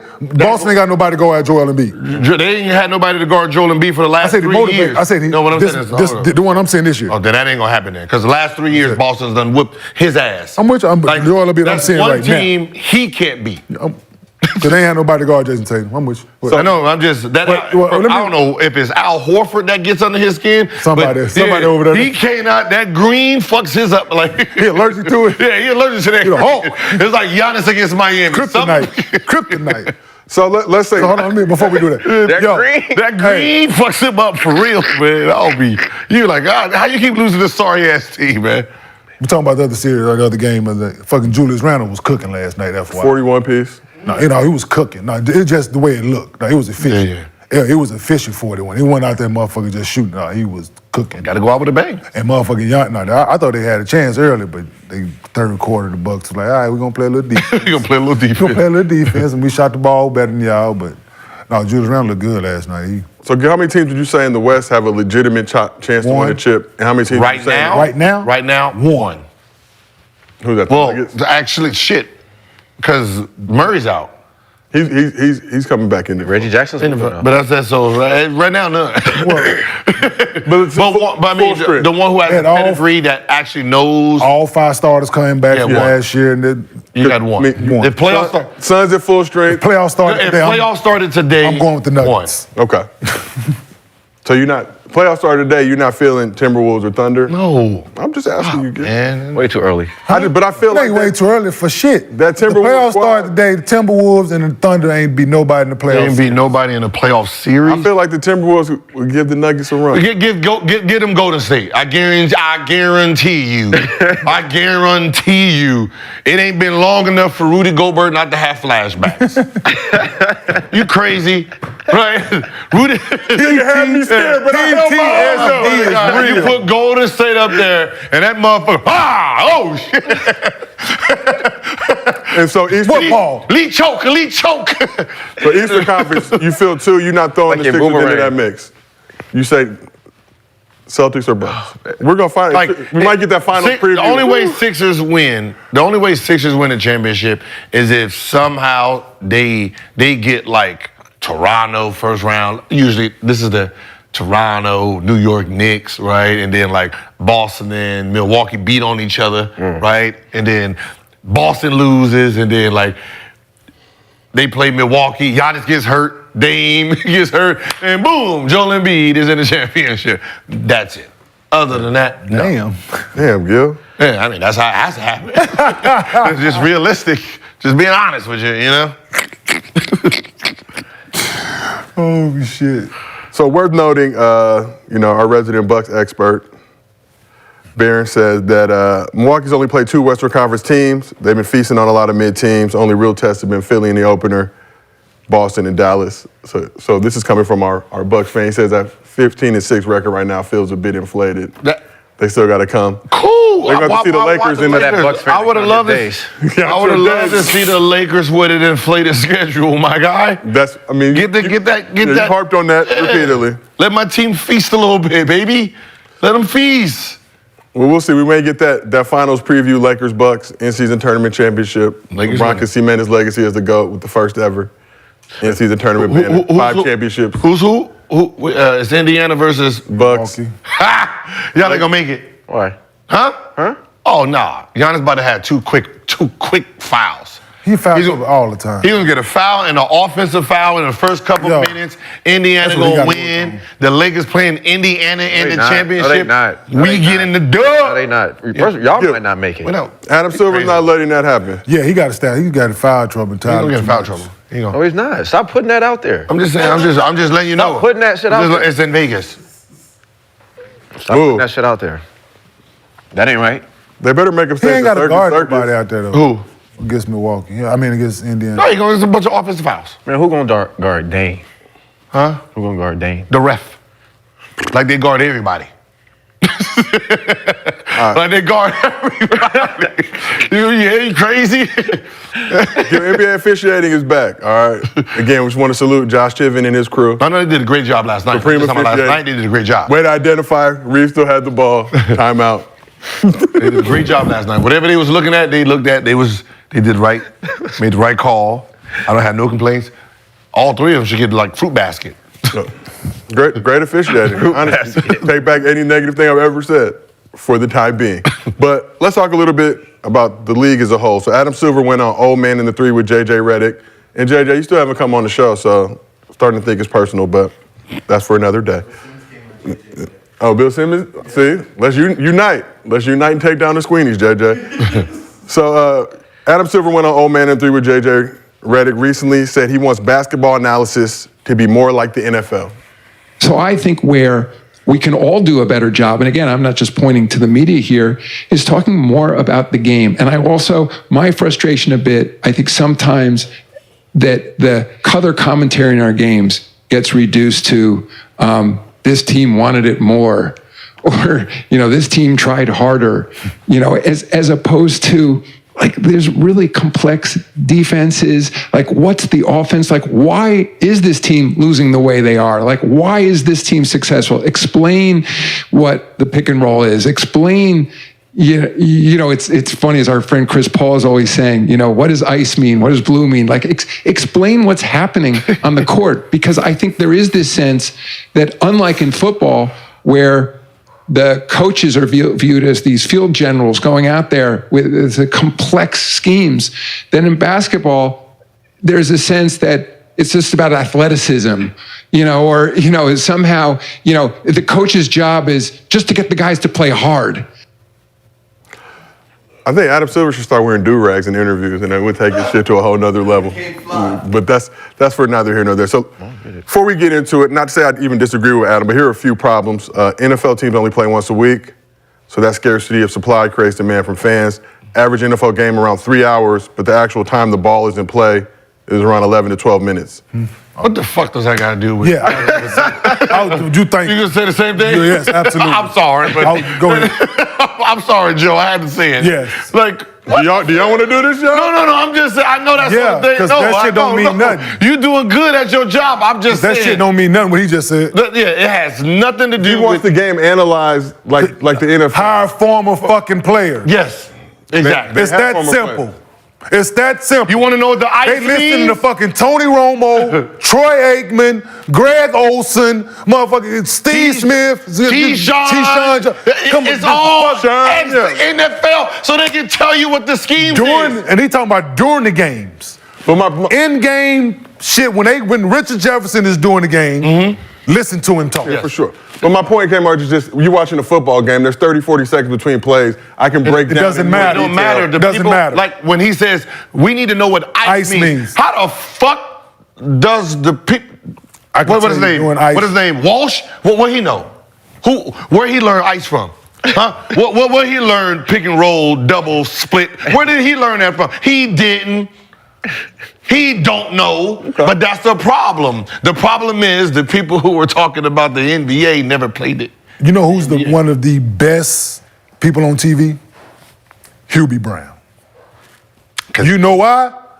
Hubie might take him a minute to get there, but Hubie Brown go explain everything about that play that happened. For sure. Because he can tell you about it.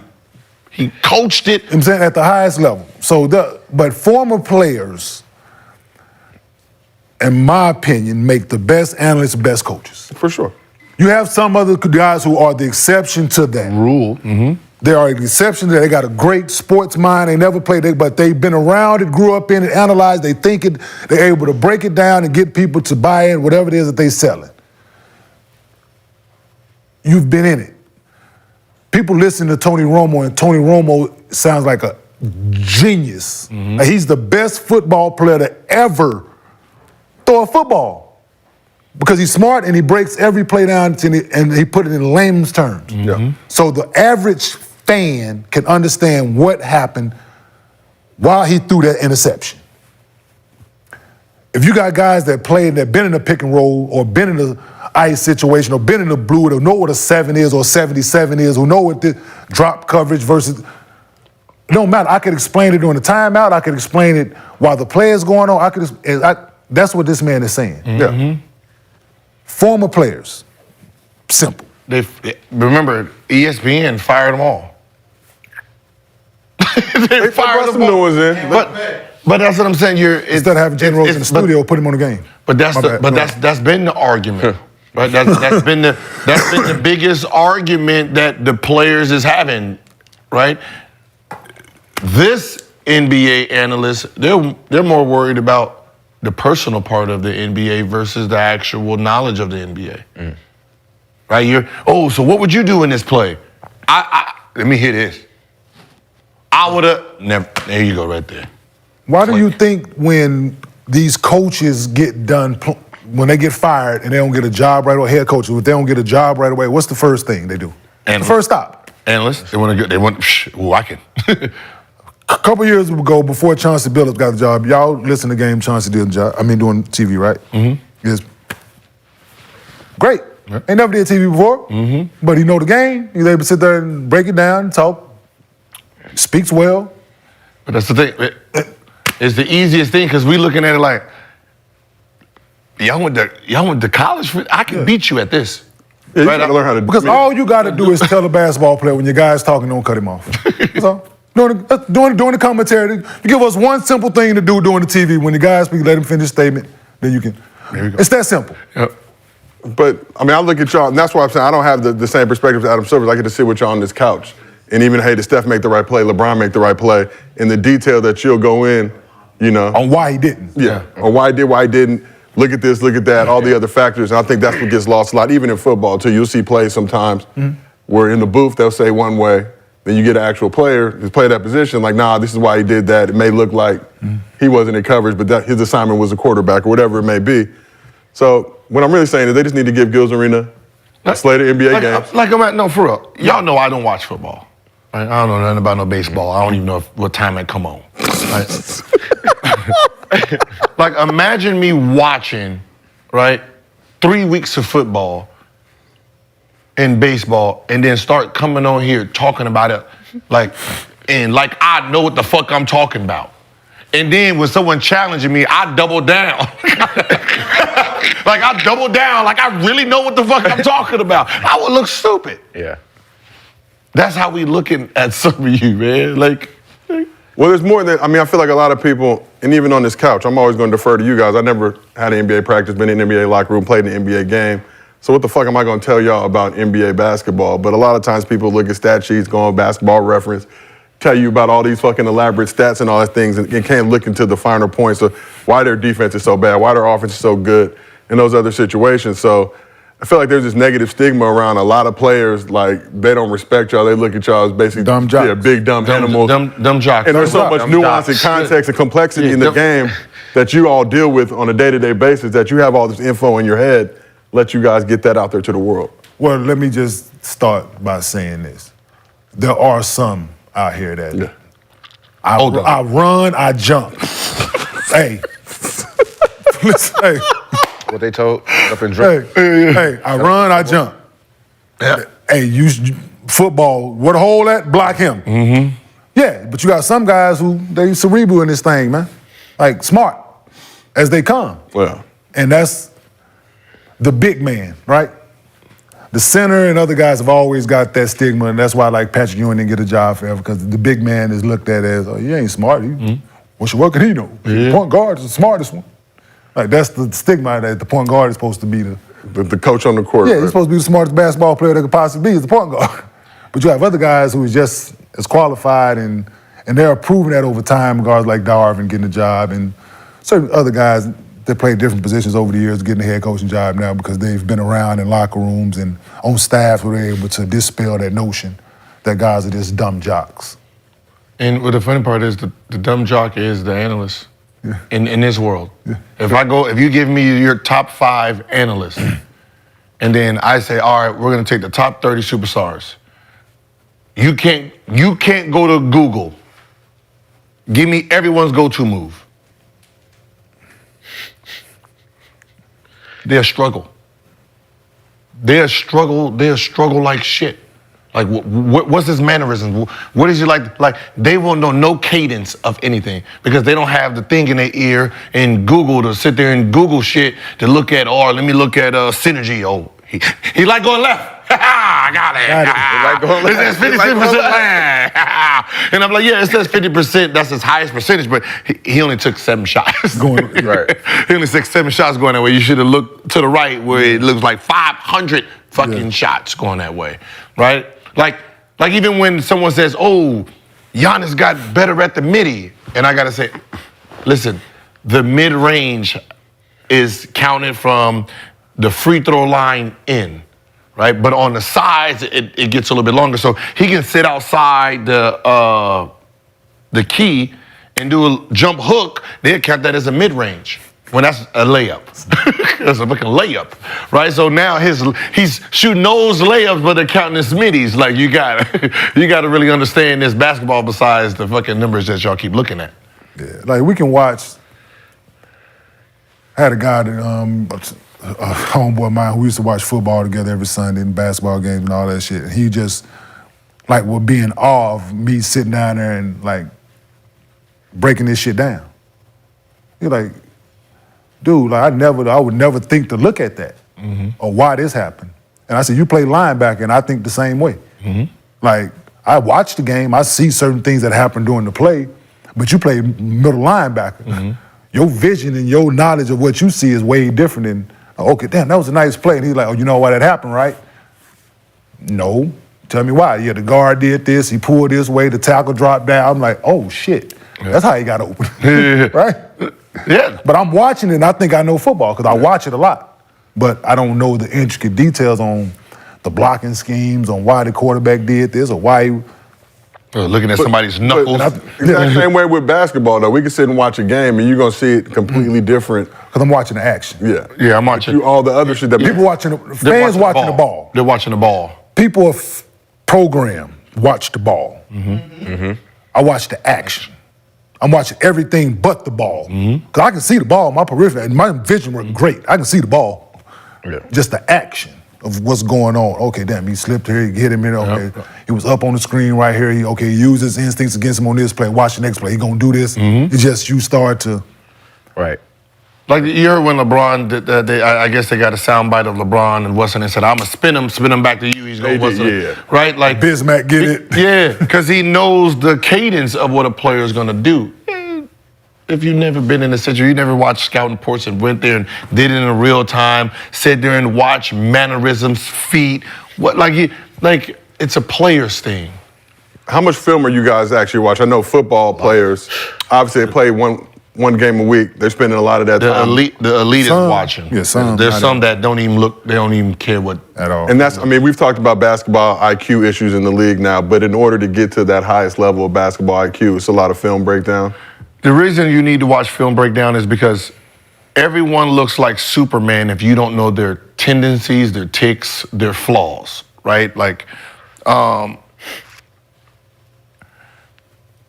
just like anything in life, we have things we do all the time, right? Like from somebody like, or duh, like, you know what I mean? We do it when we trying to think of a word. Same thing in a game, right? We have things that's like a substitution, right? So if you don't pick it up in game film, that guy might like look like a great defender. He might like block shots, and then there might be a cadence where he's gonna fake it, right? Like he's gonna fake it, so you can pump fake. I have to pay attention to what's this fake on a block shot, right? Like he might like to jump off the right leg to go up. He on his left leg, so if I can, he on his left, I can just jump knowing that he don't like to plant off that leg to jump and block shots. You know, there's little things that you can pick up in game film. A backline rotation, how hard he shows, when he shows this way, what shoulder does he look over? Like there's just things that you need to just really look in and define game by game. So how hard is it watching the film versus actually seeing it real time on the court? You know what I'm saying? If you're watching the film very well, then when it's happening in real time, it's easy to pick up. Does it become slower now because you've broken down? Okay, that's the... Yeah, like this is, Gil can do this because he watches kids play, right? He watches his daughter and his son play a lot. Ask him after the game, go run his daughter's game down to him, to her, and his son's game verbatim back. Possession by possession, what they did well, what they did wrong. I'm able to do that. KJ was playing, Cameron played. I'm able to, from the beginning of the game, hey, the first position in the game, and you got the ball, and you were supposed to go right, and you came back left, wasn't nobody there. Like, he'd be looking at me like, what a film? Like, who? Wait, I didn't record this, but it's here. Yeah. And I'm processing on how to help him get better. And Gil's doing the same thing to help how to help them get better. So at the end of the game, he's able to run the plays back. Not everybody can do that.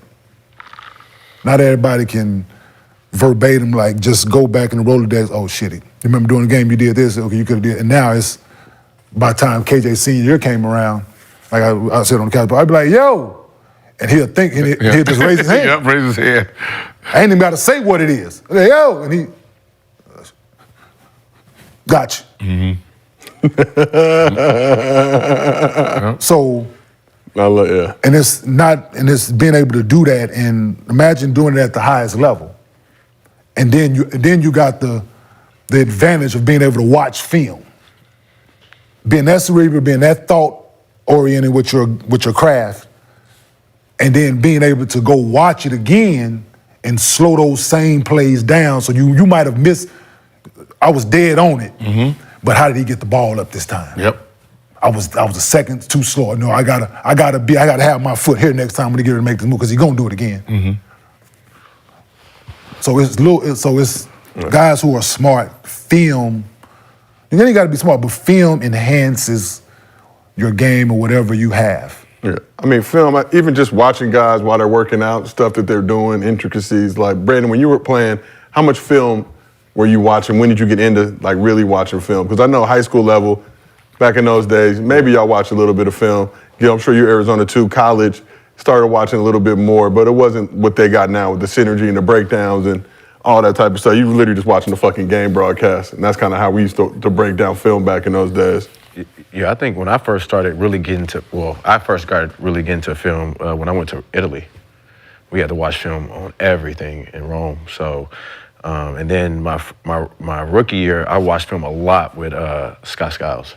Every day, like after every game, after every practice, whatever, like we always had to watch film. So it was like a big thing. And then when I got to Detroit with Mo Cheeks, we watched film a whole lot. So that's what actually helped my game too. And you know, Stan Van Gundy. I mean, we were in film sessions for like, 2 hours, breaking down the whole game. So spent a lot of time with some good coaches with film though. See, I didn't watch film with the coaches because I don't know what y'all looking at. Y'all looking at team shit. I'm looking at individual mannerisms, right? So like, let's say like we all see, here we go. We all know LeBron James's move on the left side, right? Dribble, look at it, shot, right? We can all see it coming from a mile away. We're all screaming it. No one's asked, what is he looking at to know they can't block it when he does it, right? We know he's gonna do it. He's on that side. He's looking at probably, they move back, they put their weight here. He did that for him to know when to do it because it's coming, right? And he gets it off. Has anybody blocked it? And we know it. He don't do it on the right side. The left side, he's gonna pull the move off. Because what he's doing is he's looking at the defense, realizing when they shift their weight some way. So I guarantee you now, if you look at every time he took that shot, I guarantee you that person, all of them will have done something to trigger for him to do it. Because he's watching them while we're watching the ball. You never watched film with your coach? Team. You have any point guard coaches? No. No. Oh, that's probably why. Yes. Like- I mean, Mo Cheeks. Yeah, Scott. Yeah, Scott. Mo Cheeks and Because so we're watching every. Because what I'm looking like what I'm watching, like, we're watching game and this guy. I'm looking at how the defense shifting, right? Like, all right, if the ball goes here, okay, he has to dip. He has to go. He's pointing. Who's the talk man? Okay, the man is here. If I pass it here, okay, he's going. So I'm looking at all the rotations of the whole defense at the time, looking for the weak link. Like looking for the weak link, who's slow on pick and rolls, like left hand. Like if I fake like I'm gonna throw it, he's gonna automatically run back. I'm trying to score. Right? I think I'm trying to score, so I'm trying to be the best scorer that I can possibly be. So from there, it's like, how do I attack this? All right, when K-Mark is on this side, so I need to make sure he's lifted. If I put him in the pick and roll, he's going to jump me, so I can't put him in the pick and roll. On the help side, he's block shot, so I got to wait to, hey, lift up. All right, okay. So he didn't go for that fucking shit. So because all he did was, hey, you take my man, I'm gonna sit down here. Like, all right, so I done processed all that. Hey, lift up, come. Kmart didn't move. Fuck jumper. Fuck it. Fuck it, jumper. Now this guy looks like he's a great defensive player because he made me settle when he made me settle. You see what I mean? The point guard didn't make me settle.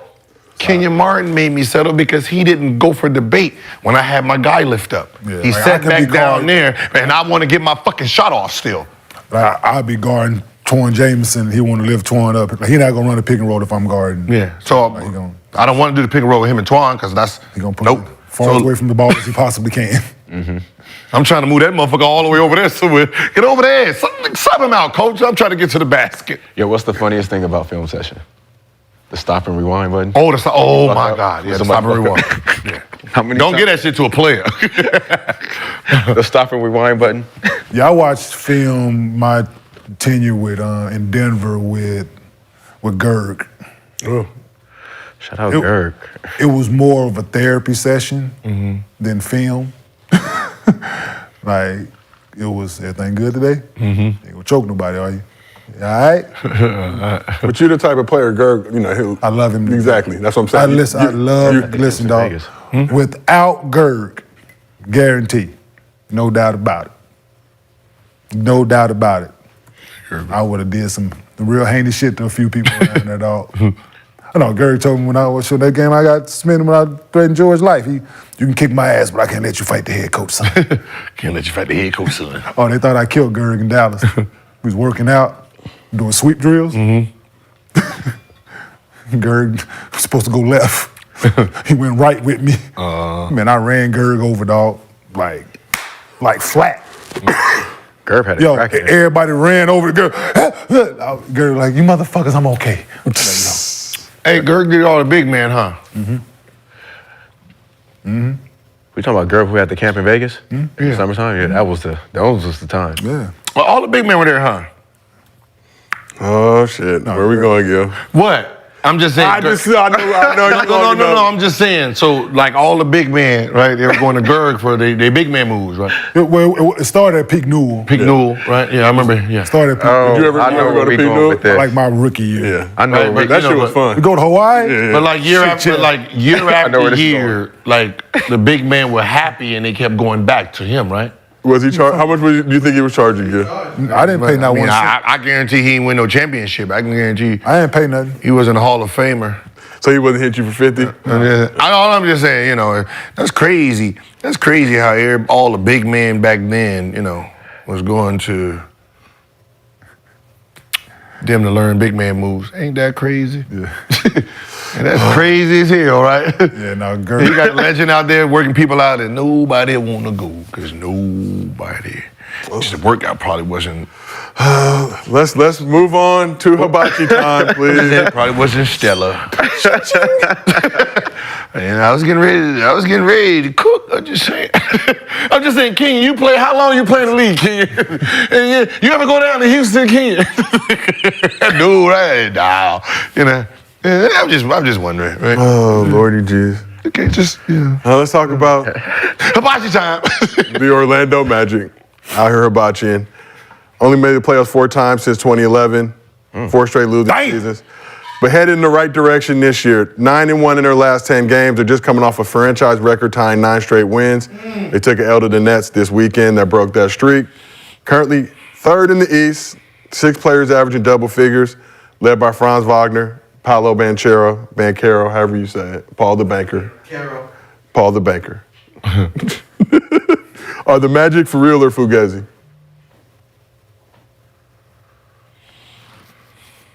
For Magic standards. They're for real. They for real Fugazi? No, they for real. I mean, they for real for what they own. They for real. I think it's that switch. I think it's that switch that every team has. Like, you know, they've been struggling since, what do you say, playoffs 4 years, since 2011. It's that switch. They got the youngin. Who they beating in the first round?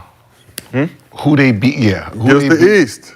In the East. Who It's they the beat? East. I mean, if they could stay, what, top 5, they might have a chance.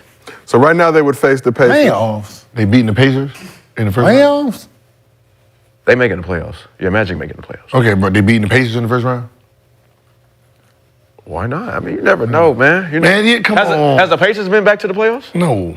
But we know when it comes to the playoffs, we don't- man, so- it's so you- we- they so not we even can't say young- that then. They not young, like, But is it They're far-fetched young. if they beat the Pacers? No, it's not. it's young, it's that young, they're young, happy in the season, we in shape, everybody, yes. Like they're doing what they do as a young team, they're getting out on everybody.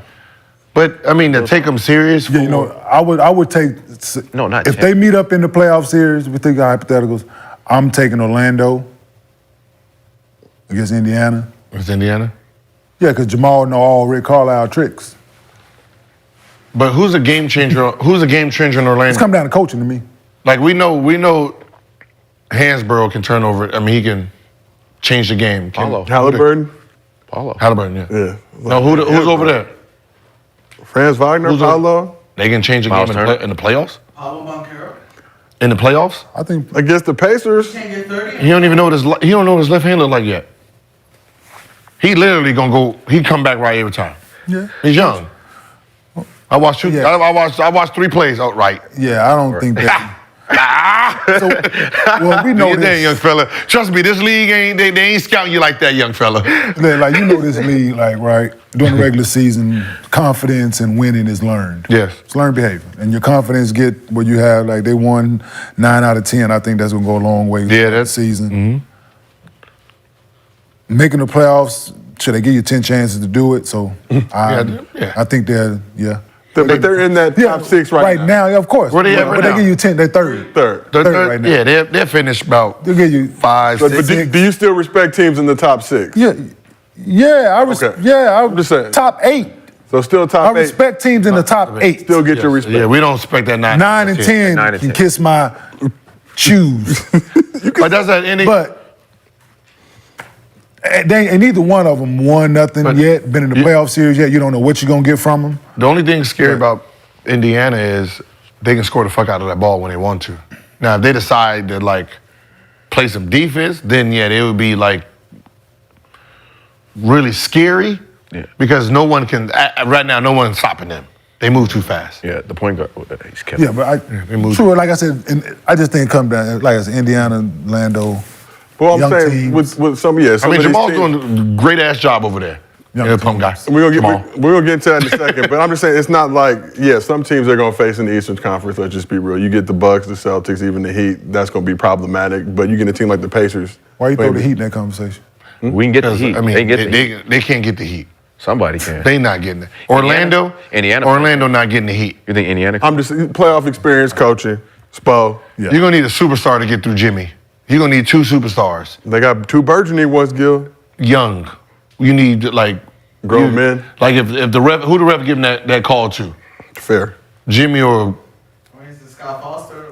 Shit. They might give it to Jaime Jaquez. You know, Shout out. Yeah, I'm with. Jaimito. They have to play somebody just like them, young. Yeah, right now they third, man. They doing what they supposed to do. Winning is a learned behavior in the NBA. And they doing it. They doing it right now, so that's gonna grow and continue. He got them believing. They young, which we know youth goes a long way and duration throughout the season. So yeah, 5, 6. For sure. I mean, I think easily, and right now, because the East is not making those playoffs. I think building for the future. But Kenyon, Jamal Mosley was an assistant during your time with the Nuggets, so you have a unique perspective, and a perspective you can really only get on Gil's Arena, Adam Silver. You said the league is too much entertainment. We really about to get into the nuance. You still have not pulled up to the couch. You still have not credentialed anybody on this couch for any NBA events. But you want the league to get better? Shit. Come on to Willie Hills. We'll put your name on the gate. They'll scroll through. What has Jamal Mosley brought to this Magic squad? And should he be in the Coach of the Year discussion? And just to preface that, he's currently second behind OKC's Mark Daigneault. 20 games into the season, bro. Like, done a hell of a job so far. Now, Jamal brings, the Coach of the Year shit, I don't know yet. You never know who. Somebody else He's in that conversation right now, but somebody else can get extremely out. You never know. But wish him well in that regard. I hope but what he's brought is youth, honesty. I think he's honest with them guys. I don't think he sugarcoats it. I think he tells them exactly what it is and how to be successful. Jamal know what it is to work. Jamal started out as an unpaid intern in Denver. So he wasn't an assistant getting paid or none of that at first, so he knows what it is to work to get to where you are. And being able to reiterate that to your team, I think goes a long way, telling them the facts and certain things, who you were around and the players who you were able to coach and things like that, I think go a long way. And having youth, man, like I said, I'm just go back to having youth and having a few young guys who are making a name for themselves on the way to be superstars in this league, I think is valuable pieces. And, Yeah, so I think their future is bright in the NBA if they keep the core together and keep growing and building, tweaking it, but keeping their core together, man. Jamal is a good coach, man. He was my AAU coach. Ooh. Pumps. He coached the pump team? Damn, Yes. legend. My pump coach, yeah. He's been around for so long, man. I know he hooped at Colorado, so just to see where he's at. So what was he like for you coaching at that level? And did you see anything then? Nah, like he was a player's coach. He understood when I got in my mode where I was not passing ball. He understood. Stay the fuck out of my way. No, no, I'm serious. But Yeah, we know you are. No, I'm just for real. He was great. Like he was great. Like he used to be one of those that like, listen, there's times where you need to take over the game and there's times where you need to get the teammates involved, and this is one of those times if you want them to really like be there at the end of the game, because they got to play defense, they got to rebound, they got to do all these other little things, so they got to feel good about the game too. So, go ahead and, give it up to them a little bit so they can feel like they're part of this game and not just one-sided. All right, coach, fuck it. And something else I saw from afar, I'll let you go, B. So something else I saw from afar that now not too many head coaches or shit, probably none do. Jamal still is actively doing player development. Mm-hmm. He's on the court with the guys, still actively doing it. Not too many head coaches doing that. Probably none. Probably none. If I'm being on the floor, like sweating before, like in workouts and stuff. Okay. Yeah, still working out with guys. So that's building that. Building that. Do you feel like that gives a coach an advantage, even as a player, when you can see a guy out there? Yeah, you building trust, you building camaraderie, you building something, not just I come in when it's time for me to give my speech and you don't see me again until practice. Like, nah, that ain't coaching. Like, you getting to know your guys, spending time with them. You never know what they talking about during the workouts and getting to know you. Everything good with you? Everything all right? You getting to, you personalizing it. You ain't just making it I'm coach, you player. Which goes a long way, man. Yeah, as a coach, just like players got to know each other's habits. Like, I got to know when, there's just by looking at you, he ain't, he gonna have a bad one today. He going through some shit. I got to know when he feeling like, oh, you know what I mean? Like, all right, it's go to, the coach got to know that too. Coach got to sense those too. Like, even though, like, you 0 for 5 and I look down there, you still, shoulder still high. Okay, go and get in, because I know those shots ain't tear you down. You still got the confidence, like, that ain't fading you. Like, you gotta be able to read your players too, besides just the end game. Like, the stat sheet is the stat sheet. Like, you gotta be able to read body language as a player, and as a coach, and if you're not looking at those, talking to those guys outside of those practice moments to understand their behavior, then you're behind the A ball on that too. Yeah, and I think Jamal has done a great job of the coaches that he's been around. Mm-hmm. He's been around and taking bits and pieces from all of them, good and bad, do's and don'ts. And being able to implement that. Mm-hmm. I think they go a long way, man. Like, hearing why your players, like, you're in the locker room, hearing why we don't like fucking George. Yep. Like, he hearing this. Yep. Like, what George doing that got us to where it's like, man, we don't rock with dude, man. Or him in there when Michael Cooper took over, like, hearing, like, nah, man, don't do it that way. Or him going to Dallas and them winning and be like him seeing the way Rick Carlisle doing it and being in Cleveland under Mike Brown. And so it's taking the good and the bad and leaving the bad over here. And I think now he's able to, okay, success looks like this. Yep. And straight line in that success. Mm-hmm. And you mentioned just as a coach being able to recognize your players and what's going on, tendencies and all. But how much is that too on, like, star players on the team like yourself to be able to have that relationship with the head coach to be like, oh, this guy don't got it today, or trust this guy, or get this guy? You got to have the relationship with all the players, because it is a team, right? There's like I said, like when I'm playing against Chet, right? And I'm Memphis. There's only one player I need to play that I know I have a ace card, and that's Kenny Lofton. At every stage they played, Kenny Lofton bust his ass, right? So Junior, I don't give a fuck how many games he played. He playing that game. He playing that game because I know every step of the way Kenny has. So that means he's scared of him. He's confidence against him. So I know 30-something minutes, Kenny gonna give me 30. 30-15, gonna make him look bad. So I, as a coach, you gotta know that, right? So I know, hey, there's gonna be 4 games where I know this man ready, he's gonna play well, this man gonna play bad. And I'm gonna use that as a coach. So there might be, hey, you gonna play today, big fella, get warm, right? But you gotta know that with all your players. You gotta understand that with everybody. You around them long enough, you hear him on the bus. You hear, who going out tonight? And now you gotta look back like, oh shit. Oh, so you guys are having these conversations. Hell yeah. I'm just, Hey, I'm 112. You know we loud in the motherfucker too. Nigga don't give a fuck. Hey. Man, who got the car tonight? Who set up the car tonight? Like, yeah. Because you know in college it's a little different. Oh yeah, we're about to go back to the room. Man, Shit, shit. but you gotta know who your team. You gotta know who your strip club dudes is. You gotta know it all if you're trying to be successful as a coach, as a what's the name, like you. Shit, Coach walked by rough light last night, huh, big fella? She gonna be ready tonight, huh? Shit, as long as you ready. Who's your favorite coach you ever played for, and why? Played for? And why? Mine was probably Eddie Jordan. Because he let the players for the most part be them. I mean, you know, him and Brendan had their own little issue, but for the most part, he let the players be them. If we off like yo, we can't give you nothing today. He was like 5 minutes, we can't even give you 5 minutes, coach. I'm like, well, fuck it, they off then. Like we getting ready in practice, we start looking at each other. You got something for you? No, I ain't got nothing either. Hey, coach, we ain't got shit for you. He be like, all right, well, fuck it, they all too. I ain't really want to be down here anyway, goddammit. So he was he's Showtime. Yeah. So he understood like that player.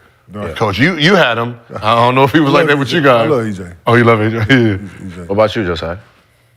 Coach? Yeah. I mean, shit, probably Willie West, just to be honest, but high school legend, crazy. Is that a Crenshaw? Back in the day. 6-hour practices, like, he ran it like a straight military regime, but really to keep kids off the street. Yeah. But, 6 hours, not unusual to show up 12 o'clock on Friday, leave about 6:30. I mean, it's Normal. It probably was the Like, safest. we getting out early today. That's probably safe. That's Probably was the safest for 6 hours. But that's the whole thing. lives. That was his whole here to approach. fix Like, a lot of kids out there in the streets doing dumb shit. I'm gonna keep your ass in here. I'm gonna make you so tired that when you do go out there, all you want to do is go home and go to sleep. Bring your ass right back here again Oh, tomorrow. makes sense. Yeah, so makes sense. It was hard to gang bang and work out. I'm too tired to crib. Bob Huggins. Bob Huggins. In the league, I would. Mike Woodson. Yeah. I like Woody. Listen, I had some great coaches. My high school coach and Howard Levine and Luke. Luke was a great coach. Luke seemed like just from afar, like. Nah, he was. Hey, so you said Eddie and EJ didn't get along. Motherfucking Brandon and Eddie didn't get along. Yeah, you calling low post and motherfucking Brandon down there going to that motherfucking jump hook, nigga. Nah, you know what it was? It was defense. We was down 0-2 in the playoffs against the Bulls, right? And everybody talking about defense. You know, Eddie. It ain't defense, it's offense. You ain't running the goddamn plays right, right? And then what happened is, there was something that happened, and Brendan was like, "Nah, this is how you do the defense." He's like, "Well, you want to coach defense? All right, fine. We out," and coaches left. Game 2. We just lost. We 0-2 in the playoffs, and Brendan's like, "Listen, we're gonna do the 1-2-2. Gil." They're trying to make this pass to Duhan. Deny it so he can't swing it because they're swinging it to Luol Deng. Luol Deng is running past Antoine, and that's fucking it up. Just deny it so they can't pass it this way and bring it back this way. That's all we need to do, and we can win this. That's all. That's it. For Odom, he hated Brendan ever since. Showed him up. Showed him up. Oh, I ain't like this motherfucker right here. For real, showed him up ever since then. He was trying, ever since that break, he was trying to find out how to replace him as a center. Brendan, who was your favorite coach? My favorite coach? Dominguez. No, not Dominguez. Oak Hill coach. Man, I'll probably have to go Stan Van Gundy. It was an Oak Hill coach. No, Stan Van Gundy. I'm not top 5 at Oak Hill. I know that. We just wanted to see what you was gonna say. Oh yeah. So he didn't call you top 5, so you don't like him no more? No, I know. I still like. No, I still got like. on college side. We just lost respect for him. It hurt a little bit. It hurt me. Stan? No, you know why I like Stan though? I like Stan Van Gundy because that's when I was having the turning point in my career. Like I started understanding the game. I mean the teaching. I mean, you know, Stan is like, you know, he's long. Like he likes to talk. But teaching, I think just the X's and O's and the turning point of where I was headed in my career, he really helped me out a lot. Just by just understanding and, you know, just taking the game differently. You know, just having a different perspective. Like, yeah, we were over prepared, but I mean, being prepared is, you know, better than not being prepared. I think that's why I don't like Stan. No. So my problem with Stan wasn't the basketball part, right? X's and O's, Yeah. top, right? Overly prepared on a team that had a bunch of professional basketball players, right? If he was coaching Orlando now, good. If he's coaching Houston, good. If he's coaching Detroit Pistons right now, cool. Put the discipline and all that. But when you have all-stars, all NBA players on your team, and you're trying to run 3-hour practices, you know, shoot-arounds, tape going full, you're running your play. This is a practice. Like we were having literally games before the game. Our shoot-arounds was games. We're having full tape, right. everything. No, you're right. I heard. This ain't no. Soon as the thing start, and you like, all right, pass, cut through. I said hard. You're like, what? What? No, yeah. Like, this is a walkthrough. Hard. Like, you supposed to cut it like game. So we are like, I'm finished like, yo, I got to get my knee drained on the shoot around. Yeah. And then he didn't know how to talk to people. Yeah. Right? I was like, man, you a horrible ass people person. You a horrible people person. I just didn't like the way he talked to the team. Oh, Like, the score is 18-4. They scored 2 points. He want to call the time. You motherfuckers ain't ready to play today. Y'all sub them all out. Like, I don't sub, but I mean, damn, coach, they was balling. Like, I'm gonna get in, but god damn. Shit, the fucking score is 18-6. God damn it. Yeah. He just wasn't a good people person. Yeah. Right? But that's I know. I didn't thank God. If he had a mute button, Oh no! like if he had a mute button during like the game, like during the game, like as soon as the game start, soon as it start, doop, play, boom, timeout. You got to be careful. You got to keep it on low value. Depending on what he's saying, because he's one of those that like if you're a team man, like think about it, like. Everybody watches everything, right? And you'll miss 3 shots. Oh, this stupid, sorry motherfucker, and we looking at it like, as soon as you miss a shot, you want to look over and see what he gonna say about you. Yo, but Oh. no, but I'm Oh, no, I played Yeah. the motherfucking Denver, same shit. He did that shit, man. Come on, man. You know I ain't. Man. But Fall out in your chair again and see what happens. You like turn the ball over. And I'm the one to come right over there and tell right in front of everybody. You did that shit in front of everybody. Guess what?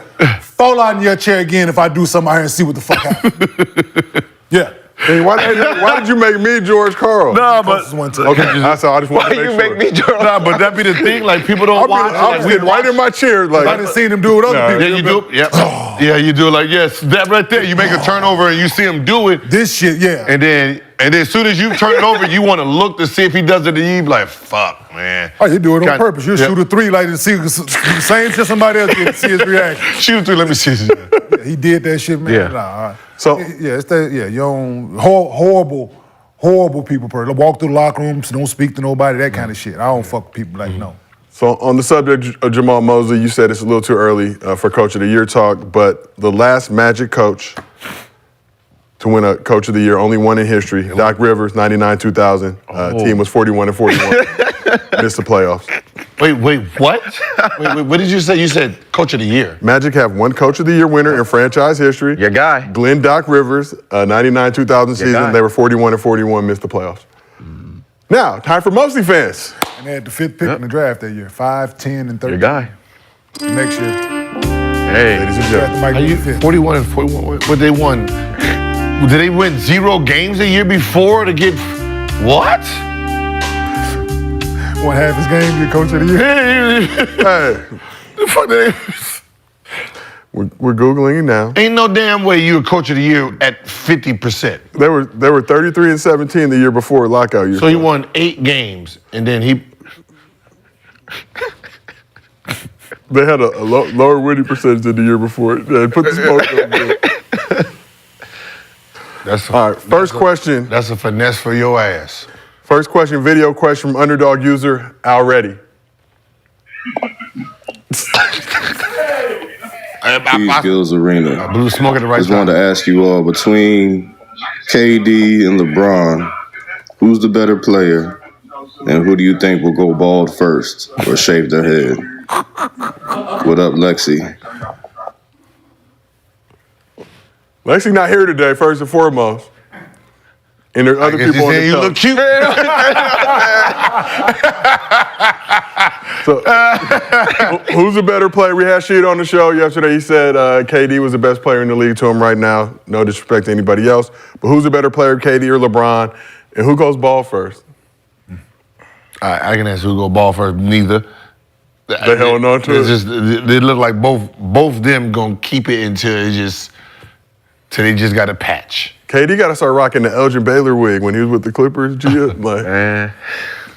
that shit used to lay down nicely.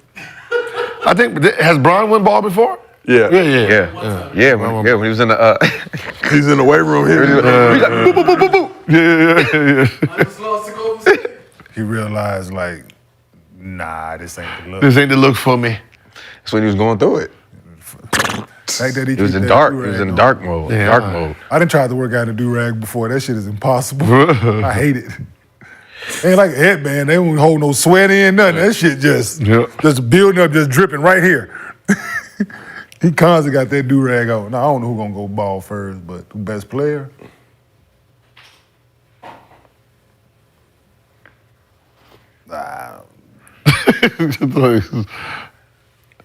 Cause they different, man. That's what I'm saying. That's the argument. That's what I'm saying. Like they They different. different. Like, Like it's like what is the criteria? Like I mean, or yeah, is that's it, like KD said. Have you ever took into account what they ain't never asked me to pass the ball? So it's like, That's if fair. they did ask him to average 5, 6 assists a night, then yeah, it just. who's the better player? Who career I won? I mean, I don't know.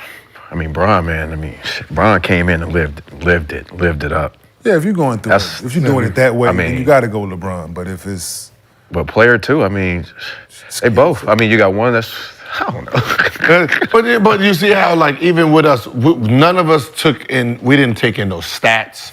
We didn't talk about no championships. We didn't do none of that shit, right? We just said, all right, as the player, like,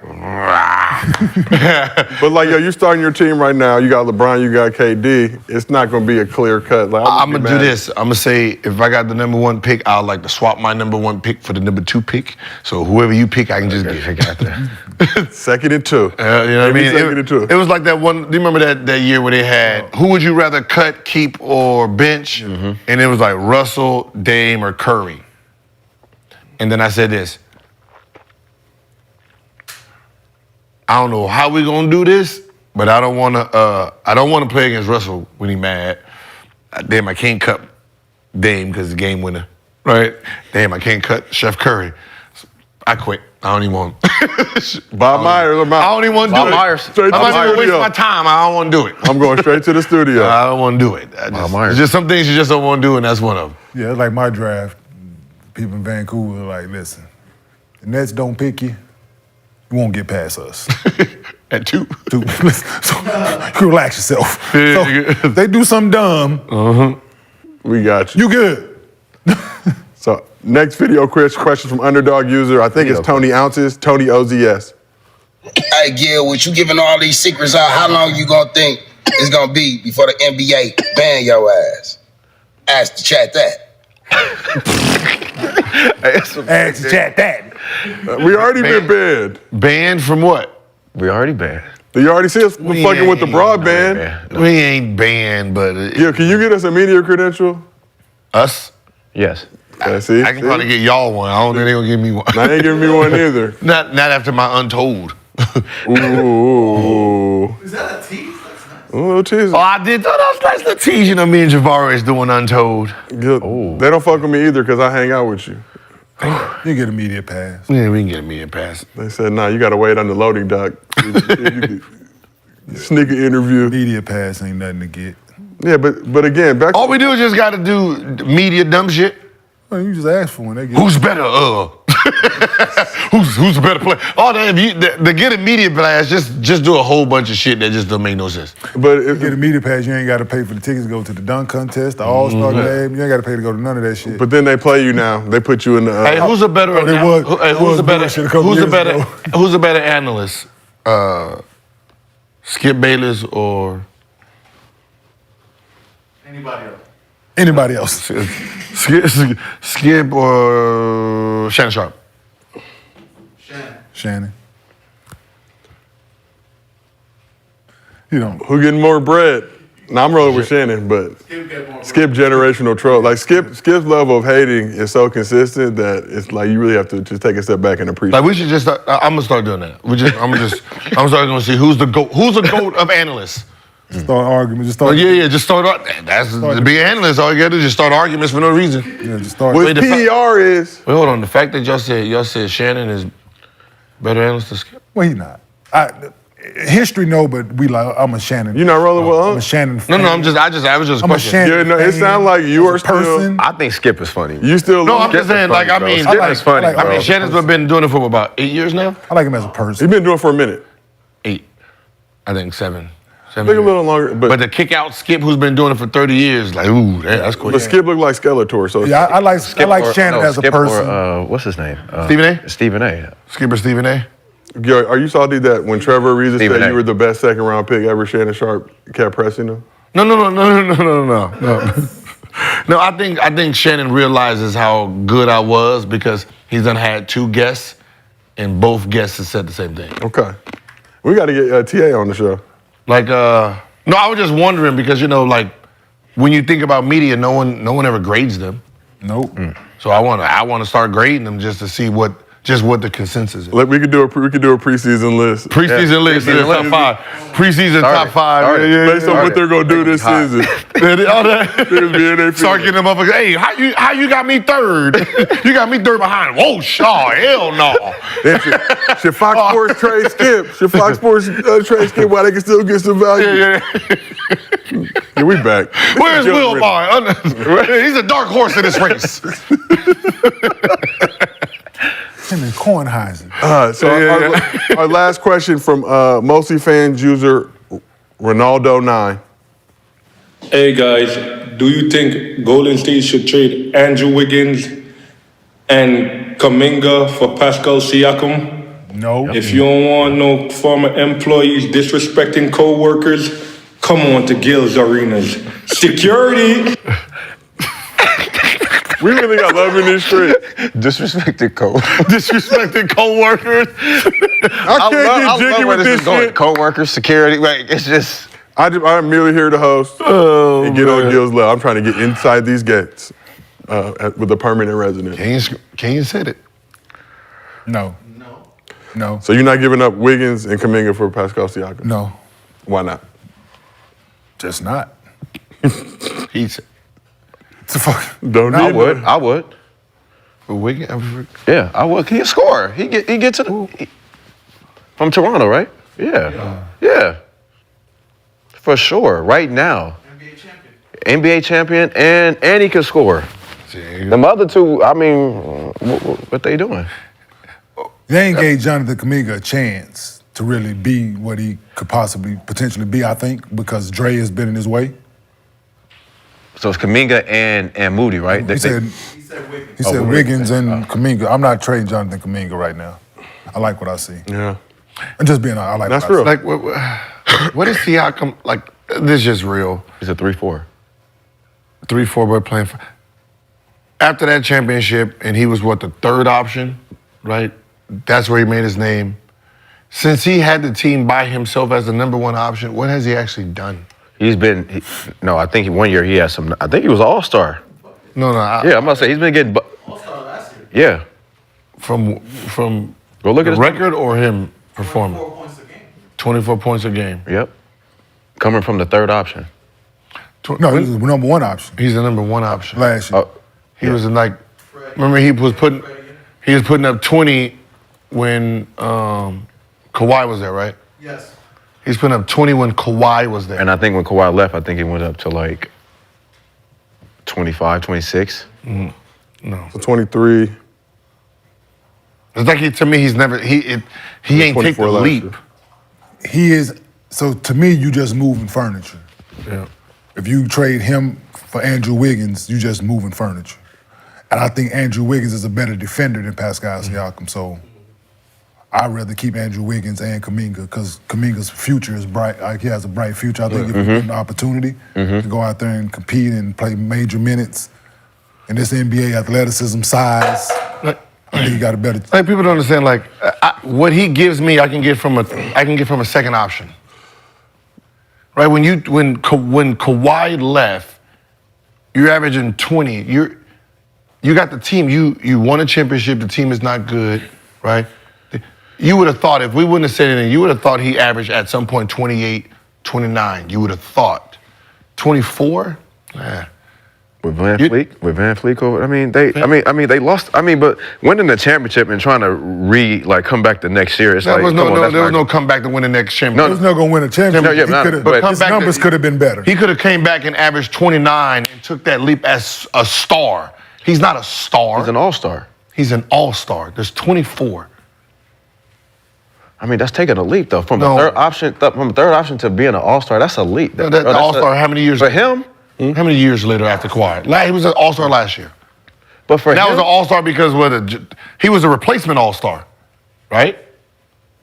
I don't know. He wasn't. He didn't make it. He was a replacement. What I'm saying is, you have no one to.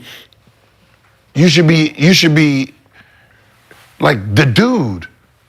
Like we should be talking about you, not talking about you as a. We should be talking about you averaging 28. Like you, where is it? He just every year 23, 24. Like he's consistent at that. Like where's the leap of greatness? Like Toronto's yours.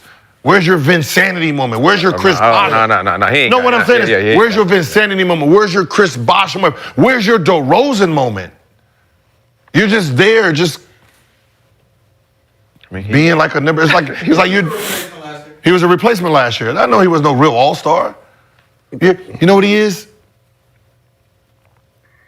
He's Middleton without a Giannis.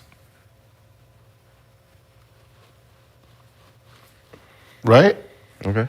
Can Curry be the Giannis? Like if Giannis was there, is Middleton going to average 28, 29? Or he's going to 22, or is he going to go to like 20? He's going to go to about 23. Yeah. Right? Yeah. He ain't going to make that leap of just, this is my team.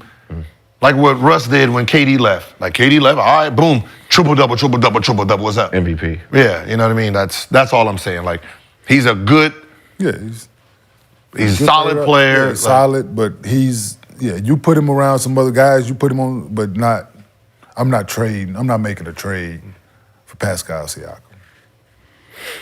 Especially you got a guy like DeRozan out there, Zach LaVine out there, some other guys who you can go.